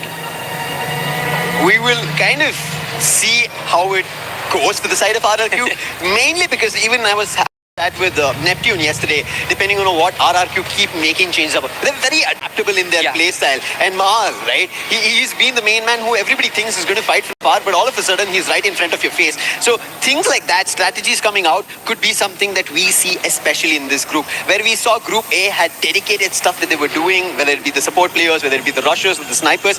They were those specific roles, but in Group B, a lot can change because we have teams who want to prove themselves. Al Ali itself, here on this stage, they want to prove themselves from MENA, and now here on EWC 2026 Paris, they want to make sure that they are one of the ones in the top 4, especially because it's cutthroat, right? If you don't be at the top 4, you have to go to the survival stage, and if you don't stay in the top 10, you're out of the tournament tomorrow. It's insane because you look at survival stage, there's an extra 10 games you have to play, right? You play 12 in the group stage, and if you perform good enough, you skip that 10 games. You get the prep for the grand finals. If not, you go to another group of 10 games, and then we have an uncapped grand finals with a 90-point threshold to even have a chance of winning everything. I think at the end of the day, I personally want to see some of these regions, these unproven regions, give us something to smile about, right? Last year, Dragon Esports has proven that in Riyadh. Sure, there were some shortcomings we did discuss on broadcast at that point of time. They're not the best when it comes to gunfights, but one thing that they excelled in is reading the circle. They are making smarter choices, better rotations, and more crisp macro manipulations to outsmart teams like BRU, like Falcons, like Fluxo, and that's why they were even top 6 in the first place. So I think if we can find some of the talents in this pool of Group B teams, it is going to be a very, very interesting day. It is, and when you say about the smart choices, right, I want to talk about Team Vitality in the Asia Invitational that we right now had. They became the champions, right? They took it away from Team Apex Gaming. Team Apex Gaming had almost an opportunity. KD goes right up on the roof. If that worked out, maybe in the Asia Invitational, we ended up seeing Team Apex Gaming and India getting a crown just before they headed towards the Esports World Cup.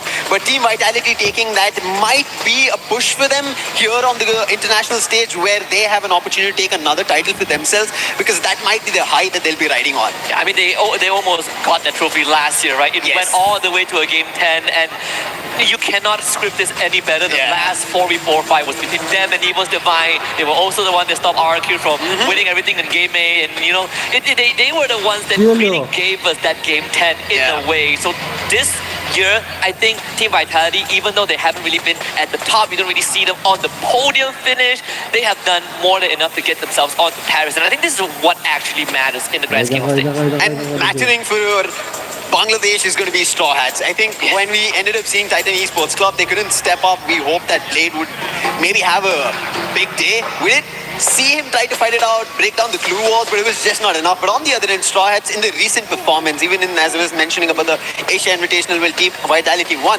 Straw Hats put up a really good performance there. So I think this could be an opportunity for them as well, because we've been talking continuously that Group B is a group of opportunity.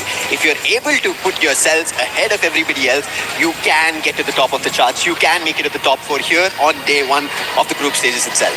And I think one of the factors that is going to affect which team have better chances is the map rotation, right? We saw in Group A, it's going to be the same for Group B. I think you and I had this discussion behind backstage where this feels like it favors the Indonesians. It favors RRQ, Vitality, and Fluxo to a certain degree, right? We no longer have Alpine in the map rotation, so we're looking at Bermuda. We start off good, then we go Solara, then we go Turbo, then we go to Purgatory, and then Nextera, Kalahari, Nextera. I think the last 3 maps is going to be incredibly brutal for teams that are not called RRQ, that are not called Team Vitality.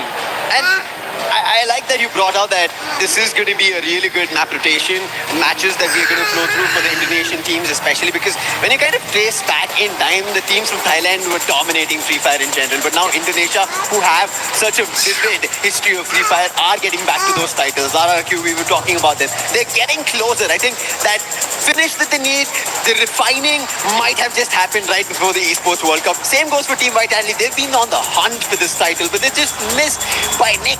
But this time, maybe hook or crook, they make it happen. Only thing that I'm slightly sad about that we're not going to see for the next, today and tomorrow is Team Vitality against Falcons, right? The individual, love to see the Falcon Slayers show up somehow, but good chance that if they both make it, whether it's to survival stage or the grand finals, I think it's almost a guarantee if you just, look at public opinion. But I'm a sucker for underdog stories, right? At some point, I'm willing to sacrifice some of these top dogs to get the unproven regions on that big map, right? If you want to trade okay, maybe a bit too much. If you want me to trade Aurora for Straw Hats, I would make that trade. Agreed. I think that works out. But when you kind of talk about these underdog stories, right? You need to talk about the new regions who have come into the Esports World Cup. That's going to be USA. We've already talked about it. USA, Mia Corp coming into this Esports World Cup 2026. We saw how they played out, and I think out of the lot from USA, they are really good. So going up on this international stage, we've not seen the newer teams prove as well immediately when they start off. But if they can, that tells us the competition is completely changed. Actually, it's quite the breath of fresh air as well. I wouldn't have dreamed of having the States in Free Fire as well, but here we are. And also a fun thing to point out, a fun little detail that we actually both noticed at the start of the day is that the the shield when you put the key in. Right? So there's the inscription in the middle, right? And it's written everything, nothing is gained, everything is earned, and it's inscribed in the native language of the team that won last year. So if you rewind or at some point you get a clear shot of that again in the center, you can see the writings is actually in Basta Indo because he did win last year. Neat little detail. I love it a lot. And this makes that shield a lot more personal to get it. Right? You have your own inscription for the region that you're going to be representing, your own language that is going to be coming up, and you could get to the totem, which we started at the start of the day. You've seen on the stream itself as we're going to be starting off the Group B games. That is something that these players will be thinking at the back of their mind. A long run of 12 games in total, but today they have to only worry about the first 6 games they play out, how they start off, how they change. And I think for Group B compared to Group A, it's about adaptability, change, keep be on top of your heels. If you're going to be setting your foot down, it's going to be very tough. I agree. And, you know, ironically, there's still one more team that we haven't highlighted, and it's also a team that a lot of time gets sidelined, but not for a bad reason. Yeah. It's Twisted Minds, right? Yes. This is a team that they have always been doing some of the dirty work behind the scenes. They've always been putting out good numbers, but they're never sort of under the microscope. They're never in the center of the stage, because it feels like when they pop off, you get an instant or two of good moments, of good plays, but afterwards, you sort of desire more from them, and it feels like it never happens. And I hope that changes this year, right? Because this is a team that previously, when we still had one of the best snipers from Thailand, Saming on that squad, it is one of the deadliest teams. It is actually the first team to ever qualify for the Esports World Cup 24 in Riyadh. They were the first team to make it through under the banner of Reverse Grid, and then they became Twisted Minds. But ever since that, it hasn't really been the same, and we are still looking for the spark that made Twisted Minds 2 years later. Something that is same that we have seen from the very start, even before our start of the team entries, is the energy coming in from the Fluxo fans. They're looking unstoppable. I'm just loving this vibe that they've created for Arena, for the stage that we are at for Esports World Cup 2026 Paris. It looks unstoppable. The energy is just going through veins with everybody. And it feels like for us also on the desk, right? Just jump up. Does happen, because record has it, MIBR Los has had Fluxo's numbers back on Kalahari until Fluxo decided that they've had enough, and that's where the whole quote comes out. It translates roughly to, dang it, they had us. I can't go any further than that, but you get the idea. Back on Kalahari until Fluxo decided that they've had